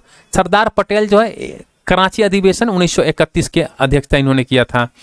भारत के विभाजन के समय भारतीय राष्ट्रीय कांग्रेस का अध्यक्ष कौन था? तो जिस समय विभाजन हुआ था उस समय भारतीय राष्ट्रीय कांग्रेस का अध्यक्ष जो है ये JB कृपलानी थे। जन गण मन पहली बार किस वर्ष गाया गया था? तो देखिए जन गण मन जो है ये भारतीय राष्ट्रीय कांग्रेस का अधिवेशन था, 1911 में ये गाया गया था। देखिए रविंद्रनाथ टैगोर का मूल रूप से बंगला में रचित, ये जो है जनगण मन किस में रचित था? बंगला में रचित संगीतबद्ध जनगण मन के हिंदी संस्करण को संविधान सभा ने भारत के राष्ट्रीय गान के रूप में 24 जनवरी 1950 को अपनाया था, और यह सर्वप्रथम जो है 1911 में देखिए अपनाया गया था 1950 में, लेकिन ये उससे पहले ही गाया गया था। भारतीय राष्ट्रीय कांग्रेस के कलकत्ता अधिवेशन में गाया गया था। भारतीय राष्ट्रीय कांग्रेस का अंतिम अधिवेशन जिसमें बाल गंगाधर तिलक ने भाग लिया था वो कौन था? तो वो था अमृतसर अधिवेशन 1919। देखिए हुआ यूं था कि बाल गंगाधर तिलक के जो अंतिम रूप से भारतीय राष्ट्रीय कांग्रेस के अमृतसर अधिवेशन वर्ष 1919 में भाग लिया था, और इन्होंने जो है मॉन्टेग्यू चेम्सफोर्ड सुधार के तहत होने वाले विधायकी के चुनाव के बहिष्कार करने कि महात्मा गांधी की नीति का विरोध किया था। तिलक ने उत्तरदायी सहयोग यानी रेस्पॉन्सिव कॉपरेशन की नीति को अपनाने की सलाह दी थी। 1 अगस्त 1920 को तिलक का देहांत हो गया था। और इसी के साथ जो है, इसी के साथ आप यहाँ पे देख सकते हैं, ये जो आज का सेशन है यहीं पे एंड होता है। अगला सेशन फिर हम लेकर आएंगे कांग्रेस और गरम दल और नरम दल और उससे आगे का सेशन। तो अब तक के लिए थैंक यू फॉर वाचिंग। और अगर आपने लाइक नहीं किया है तो प्लीज़ आप सेशन को लाइक कर दीजिए। Thank you for watching once again.